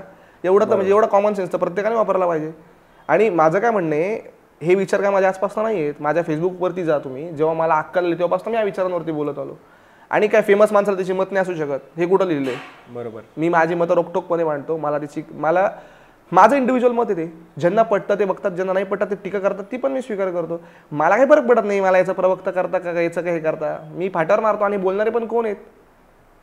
हे रावतात कुत्र्या मांजरीचा फोटो, यांचं नाव वेगळं, यांना स्वतःचं डीपी लावायचं दम नाही यांच्या बोचतने मला बोलणार विचारांबद्दल. मला नाही फरक पडत. आणि मी म्हणून म्हटलं की आता जर हिंदुत्वाचं घेतलं तर मग शिवसेना पण आहे, मनसे पण आहे, भारतीय जनता पार्टी पण आहे, अजून रिजनल कुठल्या पार्टी असतील आय डोंट नो. हे सगळेजण बोलतात, मग मी काय सगळ्यांचा प्रवक्ता झालो का? बरोबर. तरी नशीब लोकांनी सगळ्यात मोठ्या पार्टीसोबत माझं नाव जोडतं की बाबा बीजेपीसाठी बोलतो, बीजेपीसाठी बोलतो. कारण की असं लोकांना वाटतं की तुला पैसे येतात बाबा. खूप चांगला विचार आहे हा पक्षापर्यंत पण मग पोचवा बाकीच्या. मग मी सगळ्या पक्षांकडनं ऑफर घेतो. असं असतं तर काय ना, हे बघ, हे जे स्वतः पाकिटमार असतात त्यांना तसं वाटत राहतं. ते म्हणतो ना, जो चोर असतो त्याला अख्खी जग चोर वाटतं. बरोबर. हे बघ, काय ना, असे खूप लोक आहेत जे न विकल्या जातात त्यांची मतं मांडतात भाई. बरोबर. मी आजपर्यंत हिंदुत्व सोडून कधीच कुठल्या पार्टीच्या ओरिएंटेड एक पण लाईन नाही वापरलेली. बरोबर. कधीच नाही वापरलेली. आणि ना इथनं पुढे मी वापरेल. आणि मला माझे विचार सांगायला पैसे घ्यायची गरज नाही आहे. मी मेल दाखवू शकतो तुला. भारतातल्या खूप मोठ्या नेत्याच्या यात्रेच्या वेळेस मला त्यांच्या एजन्सीने मेल केला होता. मी पब्लिकली कधीच नाही बोललो, माझे डॉक्युमेंट आहे सर. शेवटची ऑफर त्यांच्याकडनं जी होती ही 30 लाख रुपये होती एका इंटरव्ह्यूसाठी, ज्यामध्ये नॉन पॉलिटिकल इंटरव्ह्यू घ्यायचा होता. फक्त त्या माणसाची इमेज बिल्ड करायची होती. मी त्याला नाही म्हटलो. मला 30 लाख रुपयांची गरज नाही का? आहे मला 30 लाख रुपयाची गरज. मी का नाही घेतलं? कारण ते नाही पटत मित्रा. आणि मी दाखवू शकतो, मेल या गोष्टीचे, असं नाही आहे. समोरचा पण ऑफिशियल मेल आय डीने आलेला मेल, असं नाही की काहीतरी फेक बनवला @gmail.com. त्यामुळे सिम्पल आहे यार. मला ते, आणि मला गरज नाही. सुदैवाने देवाने गरजेपेक्षा जास्तीच दिले. तर ही अशी चिंदीगिरी करायची हे पत्रकारांना शोभतं, मला नाही शोभत यार. वा. तर मग आता तुला जो हेट भेटतो या गोष्टीतून, मीम्स केले आता, तुला धमक्यांचे फोन येतात, किंवा लिटरली कुठेतरी हा मोठाच विषय आहे की तू डायरेक्ट बोलतो, भीती नाही वाटत? किंवा ह्याच्यावर तू काय रिॲक्ट करतो की तुझे मीम्स बनवले जातात, ट्रोल केलं जातं? सोपं आहे ट्रोल करणं. मी भाग्यवान समजतो. कारण कसं असतं, हे बघ, सपोज आता मग वैचारिक वाद घालतोय, तू हात केव्हा उचलतो माहिती आहे का? त्याच्यावर काय बोलायला नाही. बरोबर. तर मग good, I like that you troll मी. 23 वर्षांच्या पोराला एवढं सिरियसली घेताय तुम्ही, म्हणजे मी स्वतःला महत्त्वाचं समजतो की म्हणजे मी जे करतोय हे फार गरजेचं आहे. इरिलेव्हंट असतं तर कोणी भावच नसता दिला. ज्या अर्थी एवढे कष्ट घेत आहे माझ्यावरती, त्या अर्थी मी जे करतोय हे मी करत राहायला पाहिजे. आणि मला काही घेणं देणं नाही की ही संख्या किती वाढते, काय वाढते. माझं असं आहे की बघ, मला जर एवढे लोक बघतात नाही, माझी जबाबदारी की त्यांच्यापर्यंत मी चांगल्या गोष्टी पोहोचवणं, म्हणजे माझी जबाबदारीच समजतो मी. त्या जबाबदारीच्या अंतर्गत मी हे सगळे व्हिडिओज बनवतोय. तर बनवा, मीम्स बनवा, ट्रोल करा, मला काही फरक नाही पडत. ते मी गृहीत धरलं यार, तुम्ही ते तसंही करणार आहे आणि ते सोडून तुम्ही दुसरं कायच कराल. तू या सगळ्या यूट्यूबच्या ह्याच्यामध्ये कुणाला आपला रोल मॉडेल म्हणतो किंवा त्याला बघतो तुला छान वाटतं? मी ऑनेस्टली सांगू का, माझा सोशल मीडियाचा टाइम खूप कमी यार. म्हणजे लोकांना असं वाटतं की लोक खूप वगैरे वापरतात. सगळ्यात कमी ॲप्लिकेशन मी इंस्टाग्राम वापरतो. आणि यूट्यूबवर फक्त मी महाराष्ट्राची हास्यजत्रांचा समीर चौगुलेंचा स्किट बघतो. मला 2च माणसांना असं भेटून होणार की मी रडू शकतो. त्यात समीर चौगुलेंचं एक नाव येतं की मी रडू शकतो त्यांना भेटून ॲज अ प्रॉपर फॅन. तर मी फार यूट्यूब वगैरे बघत नाही. त्यामुळे एक याला असं बघतो, त्याला असं बघतो, अशा 2चं नाही. जे माझ्या मित्रांचे सगळे, तो तुझा चॅनल झाला, सूरजचा झाला, त्यांचे तर मी बट ऑब्व्हियसली चांगले मित्र आहेत म्हणून बघतो. मला आवडता चॅनल जर म्हणशील ना तर मला ॲस्ट्रोफिजिक्स आणि सायंटिफिक बघायला खूप आवडतं. सो मी जो बघतो तो मेलेडी शिप आणि एक लेमिनो नावाचा चॅनल आहे, ते मी जास्ती फॉलो करतो. मी त्या प्रश्नावरून दुसऱ्या प्रश्नावर येणार होतो की श्रीमान दादा, म्हणजे तू जिथं भेटला, तुझ्याबरोबर सगळं जवळचे संबंध आहे आणि तू पण जास्त जवळून फॉलो करतो दादा, कसं आहे रे श्रीमान दादा? कसं आहे? चांगला आहे यार. हे बघ कसं आहे, मी तुला सांगू का, मी ना जे मला जवळून ओळखतात त्यांना एक क्लिअर कट माहिती आहे, मी फार असा फॅनमेन होणारा माणूस नाही यार. म्हणजे मी स्वतःला कोणापेक्षाच कमी नाही लेखत. बरोबर. मग बाजूला कोणी पण असलं तरी. पण काय होतं, काही माणसांच्या बाबतीत असं होऊन जातं ना की तुम्हाला ते नकळत इतके आवडतात की ते असं आपापच होऊन जातं. जसं मी मागाशी समीर चौगुले, ते आपोआप होऊन गेले. ते काय असं मी ठरवून बिरून, तसं मला त्याच्याबद्दल झालं. आणि काय झालं रे, मी ना स्ट्रीम वगैरे जेव्हा मी आधी हिंदी कंटेंट करू किंवा असं ते डिलेमामध्ये होतो वगैरे, पण मग जेव्हापासून तो मराठी करायला लागला, त्याला बघून मला तो कॉन्फिडन्स झाला की हा जर पोरगा मराठीमध्ये करतोय भाई एवढा भारी, तर मी का बरं माझी भाषा सोडायला पाहिजे. ते माझं तसं ॲज अ फॅन ते रिलेशन एस्टॅब्लिश झालं. आणि यार आपण ज्याला लुक अप टू करतो तो जर मित्राच्या जवळपास पण होत असेल तुमच्या, तर खूप भाग्यवान आहे तुम्ही. त्यामुळे मला खूप चांगलं वाटतं. आणि तो माणूस म्हणून जास्ती भारी वाटला मला. हा, कसं वाटलं एक्सपिरियन्स? कसा? खूप भारी यार. हे बघ, श्रीमान लेजंडला तू पहिल्यांदा थोडासा मला इंट्रोवर्ट वाटला तो ॲज अ पर्सन, पण तो खूप भारी असा, म्हणजे असं वर्णन नाही करता येणार रे, असं भारी वाटतं बघ का, अरे बाई बेस्ट, चला काय भारी, छान, असं मॅच होऊन गेला. श्रीमान दादाबद्दल माझं एक असं मत आहे की श्रीमान दादांनी जेवढे बोलून, स्ट्रीमवर बोलून जेवढे पोरं ब्रेकअप मधून बाहेर काढलेत ना, तेवढे कोणीच नाही काढू शकत. खरंच कोणीच नाही काढू शकत. खरंच कोणीच नाही काढू शकत. खतरनाक. दादा ऐकत असेल तर मी पण त्यातलाच एक आहे. दादाची तुला एक गोष्ट काय आवडते सगळ्यात जर सांगायचं? मला असं वाटतं की तो ना खूप जबाबदार आहे यार. म्हणजे त्याच्या सोशल ॲक्टिव्ह, बघ कोणी काय असं लिहून नाही ठेवलेलं की तुम्ही जाऊन सोशलवर करा, तुम्ही भलं करा. किंवा काही लोक असतात जे फक्त PR साठी करतात. बरोबर. माझा भाई PR झाली पाहिजे माझी हवा, तो त्यातला नाही आहे यार. त्याला जेन्युइनली वाटतं म्हणून तो करतो. आणि जे खरंच बोलायचंय, जे खरंच त्याला माहिती आहे की त्याला कोणती लोक बघतात, त्यांच्यापर्यंत काय पोहोचवलं पाहिजे, कसं पोहोचवलं पाहिजे. काही लोक म्हणतात तो आधी शिव्या द्यायचा, तो आधी असं करायचा. भाई आज बघा ना तुम्ही, आज किती पोरांना त्याचे व्हिडिओज बघून, हे बघ चूक, मी जुन्या गोष्टी काढत राहिलो ना तर तुझ्या 100 माझ्या 100, जो बोलतोय त्याच्या पण 100 निघतील. आज जेव्हा त्याला अख्खा महाराष्ट्र बघतो तेव्हा तो किती जबाबदारीने वागतो. तो महाराजांबद्दल जेव्हा बोलतो, जेव्हा तो काहीतरी सोशल ऍक्टिव्हिटी घेऊन, सोशल इनिशिएटिव्ह घेऊन काम करतो, याच्याने काय होतं ना, जे लोक त्याला, त्याचे टॅटू बिटू काढले लोकांनी अंगावर, जेव्हा तुम्हाला एवढं प्रेम मिळतं ना तेव्हा तुम्ही कसे वागताय खूप इम्पॉर्टंट आहे. नाही तर आपणही बघतो आपले बॉलिवूड कोणी गुटखा विकू राहिलं, कोणी बिड्या फुकू राहिलं, त्यापेक्षा हा किती चांगला इन्फ्लुएन्स आहे. तर मला हे खूप आवडतं की तो खूप जबाबदार आहे. जेव्हा त्याला एवढे लोक फॉलो वगैरे करतात असं नाही आज काय त्यांनी जर फालतूगिरी करायची ठरवली मला सांग लोक काय बघणार नाही, अजून 10 पटीने बघतील कदाचित, तरी पण ती न करणं याला जास्ती मोठा सेल्फ कंट्रोल पण लागतो यार. त्यामुळे मला तो त्या क्वालिटीसाठी खूप आवडतो की तो खूप असा रिस्पॉन्सिबल आहे ॲज अ क्रिएटर. आतापर्यंत आपण सगळ्या गप्पा मारल्या, पण मी आत्ता पाहतोय जपान, थायलंड, इकडं तिकडचे नुसते स्टोरीज, नुसते प्लेनमध्ये. कसं आयुष्य सुरू आहे आत्ता? काय काय म्हणजे काय वाटतं तुला यार? ते एक वाक्य ऐकले का तो की इतने सपने देखे भी नाही थे जितने पुरे होते. तर तो फेज माझा चालू आहे यार आणि मी खूप ग्रेटफुल आहे. मलाही माहिती आहे आयुष्यभर माझ्याकडे नसणार आहे जे काय आत्ता आहे. का असं का वाटतं? पण कुणाचंच नाही राहणार आहे. प्रत्येकाचा एक टाईम असतो. मग त्याची मी कुणाच तरी जागे घेतो, उद्या कोणतरी माझे घेत, उद्या कोणतरी अजून घेईल. असे खूप मोजके असतात यार की जे लाईफ टाईम काहीतरी करू शकतात. सो मी खूप ग्रेटफुल आहे या गोष्टीसाठी. मी देवाकडे आता प्रार्थना करत, मी फक्त थँक्स म्हणतो. कारण मी आयुष्याचा प्लॅन मी काय सांगतो, एकदम भिकार प्लॅन होता मित्रा. 40-50 हजार पगार पाहिजे, सेकंड हँड आपण एखादी कार घेऊन टाकू, बस. म्हणजे खुश राहिलो असतो मी. एवढं देऊन टाकलं की त्याच्यापेक्षा जास्त तर खर्च होऊन जातो माझा महिन्याला. तर मी अजून आता कायच अजून मी मागू शकतो. आणि लाईफ यार जे जे माझ्या आयुष्यामध्ये मला मिसिंग वाटत होतं, देव एखादी गोष्ट काढून घेतो ना यार. तुम्हाला फक्त A to Z कळत असतं. तर तेव्हा खूप त्रास होतो आपल्याला. पण ना 2 वर्ष जाऊ दे, आज तू रडतो का मला सांग बरं? 3 वर्ष जुन्या गोष्टीसाठी आज तुला ते भारी बरं झाला बाबा. एखादी गोष्ट देव काढून घेतो ना तर ती चांगल्या गोष्टीनेच फील करतो, रिप्लेस करतो देव. जी तुमच्यासाठी चांगली, आपल्याला असं वाटतं हे माझ्यासाठी चांगलं आहे, त्याला बघणाऱ्याला उगाच थोडी जन्म दिला आहे. त्याला परफेक्ट कळतं तुझ्यासाठी काय चांगलं आहे. आणि परफेक्ट मोमेंटलाच त्या गोष्टी होतील जे व्हायच्या आहेत. तर मी खूप ग्रेटफुल आहे. मला नाही माहिती अजून. Trust the timing of life. हा यार, म्हणजे गिव्ह टाईम सम टाईम म्हणतात ना, वेळेला पण थोडा वेळ द्या. आणि ते पण छान आहे. त्यामुळे मी खूप असं नाही की माझ्या अप्स अँड डाऊन्स नाही आहेत किंवा माझे कन्स्ट्रेंट नाही आहेत किंवा माझ्याकडे काही प्रॉब्लेम्स नाहीत, असं अजिबात नाही आहे. पण मी खूप खुश आहे आज इंटरनली. कारण मी जे माझं ड्रीम बघितलं होतं, अर्थात ते खूप मोठं आहे, पण मी ॲटलिस्ट त्या दिशेने करतोय. माझा तोच प्रश्न होता की एवढं सगळं मिळवलंस, मग आता काय स्वप्न, आता काय तुला मोटिव्ह करते की आता इथून हे करायचं? हे बघ, ड्राईव्ह काय करते तुला आता? झाले व्हिडिओ करून झाले, रोस्टिंग करून झालं, मराठीतलं सगळ्यात मोठा रोस्टिंग चॅनल करून झाला. हे अस्तित्व नाही असू शकत माझं. म्हणजे it can be level, it cannot be finale. तर मला खूप काम करायचं आहे लोकांसाठी.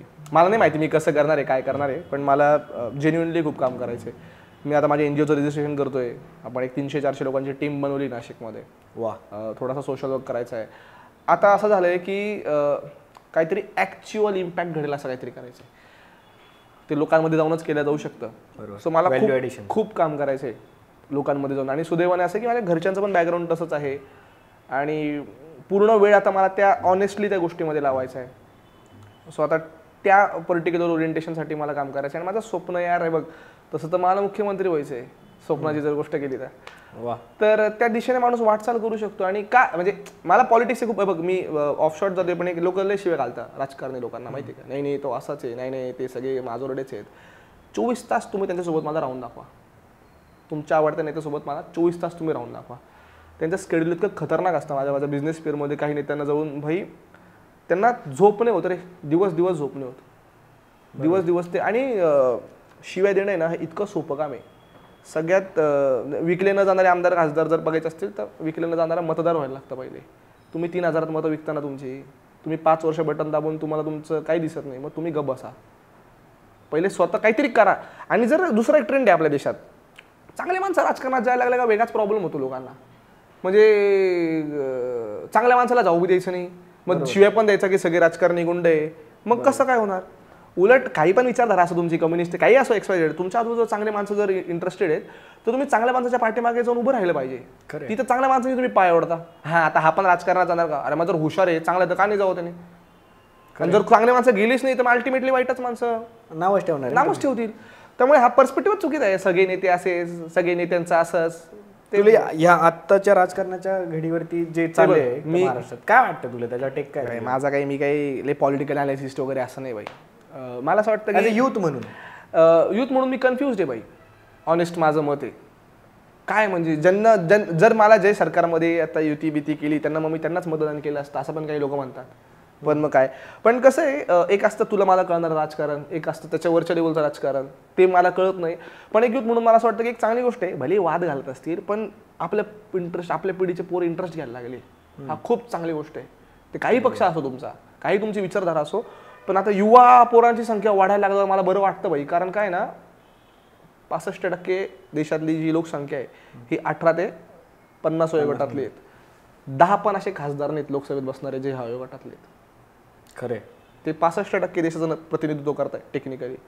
युवा देश म्हणतो ना, युवा नेताच नाही आपल्याकडे. पण त्यात अजून एक असं प्रॉब्लेम झालाय की ना, युथ आता सुट्टीचा दिवस म्हणून ट्रीट करते रे इलेक्शनला. आणि हा ना, गावाकडे 21% जास्त आहे वोटिंगचा, शहरांमध्ये नाही. त्याला नाही, त्यांना दोष देऊन अर्थ नाही. ते लहानपणापासून काय बघत आले, हे मूल्य कोणी रुजवायचे, हे महत्व कोणी रुजवायचं मला सांग.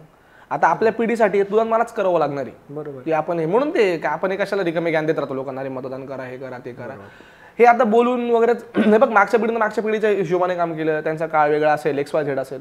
आपल्या पुढच्या पिढीने सुट्टीचा दिवस म्हणून ट्रीट न करायची जबाबदारी ही तुझी माझी आहे. तर त्यामुळे युवांनी इंटरेस्ट घेणं गरजेचं आहे, भांडणं करणं गरजेचं आहे, वैचारिक वाद होणं एखाद्या देशाच्या समृद्धतेसाठी फार गरजेचं आहे.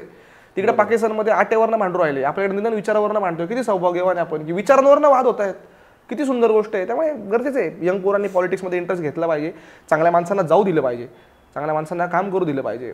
हे म्हणून नाही चालणार की ते गुंडच लोकांचं काम आहे, तिथे सगळे चोर भामटे असतात. तिथं असंही म्हणणं होतं की आता त्याच्यावरती मी पण काम करतोय की एका मताने माझा काय फरक पडतो, असं सांगायचं. माझ्या एका मताने काय फरक पडणार, जाऊ त्यांना नाही जात. मग नका ठेवू ना, डेमोक्रेसी नका ठेवू. उद्या जर ठीक मताना मग इलेक्शन बंद करून टाका, मग सगळ्यांना जागे. हा, मग सगळ्यांना जागे. एका मताने काय फरक पडतो, एका मताने काय फरक पडतो हे त्या उमेदवाराला जाऊन विचार ना, जे कोटी रुपये खर्च करून एका मताने हारला असेल. एका मताने काय फरक पडतो, ज्यांनी XYZ करंट सरकारला मतदान केलं असेल त्यांना कळत असेल त्यांच्या एका मताने काय फरक पडतो. ज्यांनी नसेल केलं, ह्या विरोधात असतील या सरकारच्या, नसेल केलं, तुमची पार्टी अपोजिशनला बसली, खूप फरक पडतो एका मताने. आता एका मताने करप्शन म्हणतोय आपण, बेरोजगारी म्हणतोय, बाकीच्या गोष्टी याच्यावरती बोलायचा अधिकारच जातो. कसं आहे हे बघ, आणि काही मुद्दे असे आहेत ना, हे बघ, असा पृथ्वीच्या इतिहासामध्ये कधीच असा काळ नव्हता ना असेल की जेव्हा करप्शन नव्हतं, बेरोजगारी नव्हती. हा कॉन्स्टंट प्रॉब्लेम आहे. जगातला सगळ्यात प्रगत देश घ्या, तिथे बेरोजगारी करप्शन नाहीये का, हा कॉन्स्टंट प्रॉब्लेम आहे. बरोबर, हा कधीच सॉल्व्ह. वृत्ती माणसाची ती नष्ट नाही होऊ शकत. जिथे राजेशाही पद्धत आहे तिथे पण करप्शन आहे, तिथले राजेच करप्शन करता. तिथे काय हे जे प्रॉब्लेम्स आहे बेरोजगारीचे वगैरे नाही आहेत का. काय होतं, हे प्रॉब्लेम्स आहेत ना, हे जनतेला भरकवटायला खूप भारी असतात मित्रा. मी खरंच सांगतो, मूळ मुद्द्यापासून आहे ना, प्रत्येक इलेक्शनमध्ये येतात माहिती आहे, बेरोजगारी येतो, मग ते करप्शन येतो. ज्यांची आधीपासून सरकार होते ते पण त्याच्यानं बोमा मारता, मग तुम्ही तुमच्या सरकारमध्ये काय करत होते. कारण नेव्हर एंडिंग प्रॉब्लेम आहे. टॉक अबाउट डेव्हलपमेंटल टॉपिक्स कधीच संपणार नाही. असं होणार नाही मला सांग, बेरोजगारी संपणार आहे कधीच नाही संपणार आहे. रोज 100 पोरं जन्म घेत असतील तर हा होणारच आहे इव्हेंच्युअली हा प्रॉब्लेम. तुम्ही पॉझिटिव्ह साईडकडे बघायला आणि पॉझिटिव्ह गोष्टींवर चर्चा केल्यावरच लोकांना राजकारणामध्ये इंटरेस्ट येईल. ठीक आहे, आता हा इथे पूल झाला ना, आता इथे हा दुसऱ्या पुलाची गरज आहे, आता इथे हे झालं ना, आता इथे याची गरज आहे. नाही आमच्याकडे आता बेरोजगारीचे, आमच्याकडे माहिती महागाई वाढणारच आहे. असं कधी झालंय का इतिहासामध्ये की महागाई कमी झाली? नाही झालेली. कॉमन सेन्सची गोष्ट आहे, जी गोष्ट वाढणारच आहे. त्याच्या व्यतिरिक्त काहीतरी बोला ना. बरोबर, ते कोणीच बोलत नाही ना, अपोजिशनवाले बोलता, त्यांचं तर काम आहे यार ते बोलणं. पुढच्या वर्षी इलेक्शन्स होणार आहेत, ते कधी होणार आहे माहीत नाही, पण पुढच्या वर्षी होणार एवढं फिक्स आहे. त्याच्यासाठी ना वोटर रजिस्ट्रेशन सुरू आहेत आत्ता, तर त्याचं कुठंच जायची गरज नाही त्यासाठी.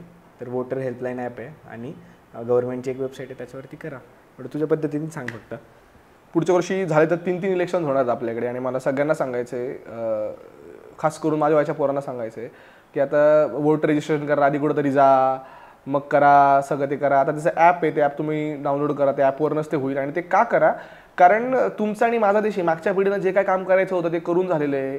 त्यांच्या काय चुका असतील, काही प्लस पॉईंट असतील, ते त्यांनी त्यांचं काम करून दिलेलं आहे. तो देश आता आपल्या खांद्यावर त्यांनी सुखरूपपणे दिलेला आहे. तर इथनं पुढं त्याचं काय करायचं, उद्धार करायचा हे तुमच्या माझ्या हातात आहे.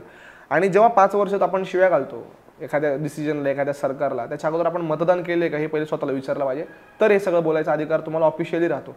त्यामुळे देश बदलायचा असेल ना, तर तुम्ही काय आता आर्मीमध्ये नाही आहे, तुम्ही काय IAS IPS नाही, पण तुम्ही मतदान करू शकता ना, तर तेवढं आवर्जून सगळ्यांनी केलं पाहिजे असं मला वाटतं. त्यामुळे स्वतःवरच उपकार करा मतदान करून. आणि हे जे 50-60% जे मतदानाचा आकडा अडकतो ना शहरांमध्ये, हा शोभून नाही दिसत. खास करून जे मेट्रो सिटीजमधनं येतात तिथे शोभून नाही दिसत. 50-60 पण नाही तो म्हणजे मी नको ते अतिच लाच काढायला म्हणून 40-45 नाही म्हटलं, म्हणजे वाढवा तो 70-80 वगैरे करा जरा. आणि हॅशटॅग फरक पडतो या गोष्टींनी, फरक पडतो एका मताने. तर सोम एक सगळं एकंदरीत ते एक राहिलं की तू हे सगळं करतोय आत्ता, सगळं सुरू आहे, एकदम ड्रीम लाईफ जगतोय, आता काय हवं आहे आयुष्यात, पुढचं स्वप्न काय? यार एक हाय गोल असतात, तर मला लोकांसाठी खरंच काम करायचं आहे. माझं असं आहे म्हणलं की निवडून मी आलोच, ते माझ्या हातात नाही किंवा ते माझ्याकडे अवकात बी नाही आता काय करायची, पण काहीतरी जेवढं मला शक्य आहे, 4 लोकांसाठी शक्य आहे, 4 लोकांसाठी. दुसरं असं आहे की माझे शॉर्ट गोल आहेत, ये करेंगे फिर ये करेंगे फिर ये करेंगे. मला घ्यायची एक कार चांगली, स्पोर्ट्स कार, म्हणजे ते मुस्टँग बद्दल नाही कसं आहे ते काय माहीत का. तर आता माहीत नाही कधी होईल, काय होईल, कसं होईल, काय नाही होणार नाही होणार, पण तो एक टेम्पररी गोल आहे माझा. आणि दुसरं असं आहे की आता काहीतरी नवीन शिकायचं आहे यार मला, त्यामुळे मी आता भाषा शिकायचं जरा मनावर घेतलंय. 1-2 भाषा जरा शिकेल, काहीतरी नवीन शिकायला. खूप वर्ष आली काही नवीन नाही शिकलो, सो अभि वो आहे. आता तू जिथून आपण सगळं सुरू केलं होतं कॉन्व्हर्सेशन, की हे सगळं तुझं स्वप्न होतं, तर स्वप्न आणि तुझे सोशल मीडियावरती जे चालू केलं होतं मोटिवेशन, तर तुझ्या मते स्वप्नावरती एक छानशी अशी स्टोरी सांग किंवा स्वप्नावर काहीतरी बोल, त्या पॉईंटवर आपण एक छोटी मी तुला असं एक छोटी स्टोरी सांगतो मी मोहम्मद अलींची. मोहम्मद अली खूप मोठे बॉक्सर आहेत यार, त्यांना ग्रेटेस्ट ऑफ ऑल टाईम म्हणतात. ते जेव्हा रिंगमध्ये जायचे ना, तेव्हा ते म्हणायचे I am the greatest, I am the champion, I am the greatest, I am the champion. तर हा ओव्हर कॉन्फिडन्स वाटायचा काही लोकांना, हे काय बाबा I am the greatest, I am the champion म्हणून, पण तो जिंकायचा नाही, मॅच जिंकायचा वगैरे. मग त्यांना विचारलं की तुम्ही हे काय म्हणता I am the greatest, I am the champion, हा काय ट्रेंड आहे बाजू तुम्ही सेट करताय. ते म्हटले की मी जेव्हा बॉक्सिंगच्या मॅचची प्रॅक्टिस करतो ना, तेव्हा मी 2 तास प्रॅक्टिस करतो आणि मी थकतो साहजिकपणे 2 तास प्रॅक्टिस करून. मला 2 मिनटं ब्रेक घ्यावा असं वाटतं, मी 2 मिनटं ब्रेक घेतो, मला कळतं नाही माझी उद्या मॅच आहे, मी उठून परत प्रॅक्टिस केलं पाहिजे, मग मी अजून 2 तास प्रॅक्टिस करतो. अशी 4 तास प्रॅक्टिस होते, हातपाय जाम होऊन जातात 4 तासानंतर, घामाने थपथपता. परत मी थोडीशी रेस्ट घेतो, परत मला कळतं नाही भाई माझी उद्या मॅच आहे, वर्ल्ड चॅम्पियनची मॅच आहे, मला वर्ल्ड चॅम्पियन व्हायचं आहे, मी जिंकलोच पाहिजे. परत उठून ते 2 तास प्रॅक्टिस करतात, अशी 6 तास प्रॅक्टिस होऊन जाते. आता त्यांचा हात पण नाही उठत, आता त्यांना असं होतं भाई अब मेरे से नहीं हो पाएगा. मग ते असं म्हणतात की उद्या माझी ज्याच्यासोबत मॅच आहे त्याची पण आता हीच अवस्था असेल, तो पण एवढाच थकला असेल, पण त्याला पण जिंकायचं आहे, म्हणून तो पण उठतो, मी पण उठतो, मी पण मॅच खेळली पाहिजे, मी पण प्रॅक्टिस केली पाहिजे. मग हे परत प्रॅक्टिस करत असे 8 तास होऊन जातात. आणि आता असं होऊन जातं की आता ना शरीराची कॅपॅसिटीच नाही आहे काही हालचाल करायची, जड पडलेलं आहे शरीर. तेव्हा ते इमॅजिन करतात की हा आता जो माझा अपोनंट आहे तो पण एवढाच थकला असेल की त्याचा हात पण नाही उठणार आहे, आता तो जाऊन आराम करेल ना, आता मी प्रॅक्टिस केली पाहिजे, कारण इथपर्यंत मी लेवलला होतो, इथनं पुढे जी मी मेहनत केली ना ही मला चॅम्पियन बनवेल. कारण आत्तापर्यंत आम्ही इक्वल फाईट करत होतो. सो आपले स्वप्न आपण त्यासाठी किती काम करतो, तुमच्या गतीनं तुमच्यापेक्षा दुप्पट गतीनं 10 लोक अजून धावताच आहेत. तुम्हाला हे डिसाईड करायचं आहे की माझा ब्रेक इव्हन हा 5-10% असणार आहे, जेव्हा सगळे थकलेत आता सगळे गिवअपच करणार आहेत, तिथनं पुढं मी जी करत तीच माझी प्रॅक्टिस आहे. तर मला असं वाटतं की तो ब्रेक इव्हन पॉईंट प्रत्येकाचा डिसाईड करावा. वा क्या बात आहे. हे असं सांगून इथूनच लोकांनी फॉलो करायला चालू केलं तर त्याच पॉईंटवर आपण एंड केलं. तर सोम कसं वाटलं तुला गप्पा? यार मला खूप छान वाटलं, मस्त. आम्ही इतकं गप्पा मारल्या की आमचं थंड कोल्ड्रिंक गरम झाले डायरेक्ट, पण वेळ कसा गेला कळलंच नाही, त्यामुळे भारी वाटलं यार. छान वाटलं तू नाशिकहून आलाय इथपर्यंत. येस. आणि काय रे नाशिकचं काय कौतुक आहे, तू काय नाशिकमध्ये तुमचं? अरे हे बघ, आम्ही आमच्या नाशिकमध्ये फॉर्ममध्ये म्हणतो की आमच्याकडे प्रभुराम राहून गेलेले. ते मुंबई पुणेवाले भांडत असतील बाबा, समुद्र होता आमच्याकडे होता, आमच्याकडे देव येऊन राहून गेले, देवाच्या स्पर्शाने आमच्याकडे पावन झालेली भूमी. आणि मला माझं शहर खरंच आवडतं. काय माहिती काहीच बोलू नाही शकणार आहे मी, संपलं. आणि कसं आहे आदर करावा, म्हणजे असं भांडे शहरात भांडणं मला पटत नाही. पण ते तुमचे नाशिकचीच लोक भांडतात, म्हणजे माझा नाही नाशिकची लोक अजिबात नाही भांडतात. मुंबई पुण्याचे पिक्चर बनवून गेले बाबा तुमच्या भांडणावरती, आम्हाला कुठं मध्ये घेता.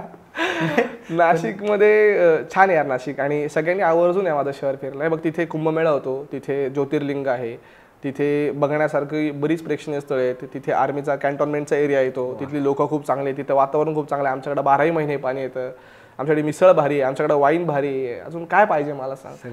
सगळं बोललंय, कारण सगळं मटेरियलिस्टिक पासून स्पिरिच्युअलिटी पर्यंत सगळं डायरेक्ट 15 किलोमीटरच्या डिटेल्स मध्ये सगळं देऊन टाकले. नाही तेवढं खरं की माणसं पण भारी आहेत. खरंय. त्यामुळे माझा जवळचा मित्र पण नाशिकचाच आहे. अच्छा, तू पण नाशिकचाच आहे, त्यामुळे हा व्हिडिओ व्हायरल आहे. काय भांडण पुणे नाशिक करत बसता, महाराष्ट्र आपलं आहे. ते तर आहेच.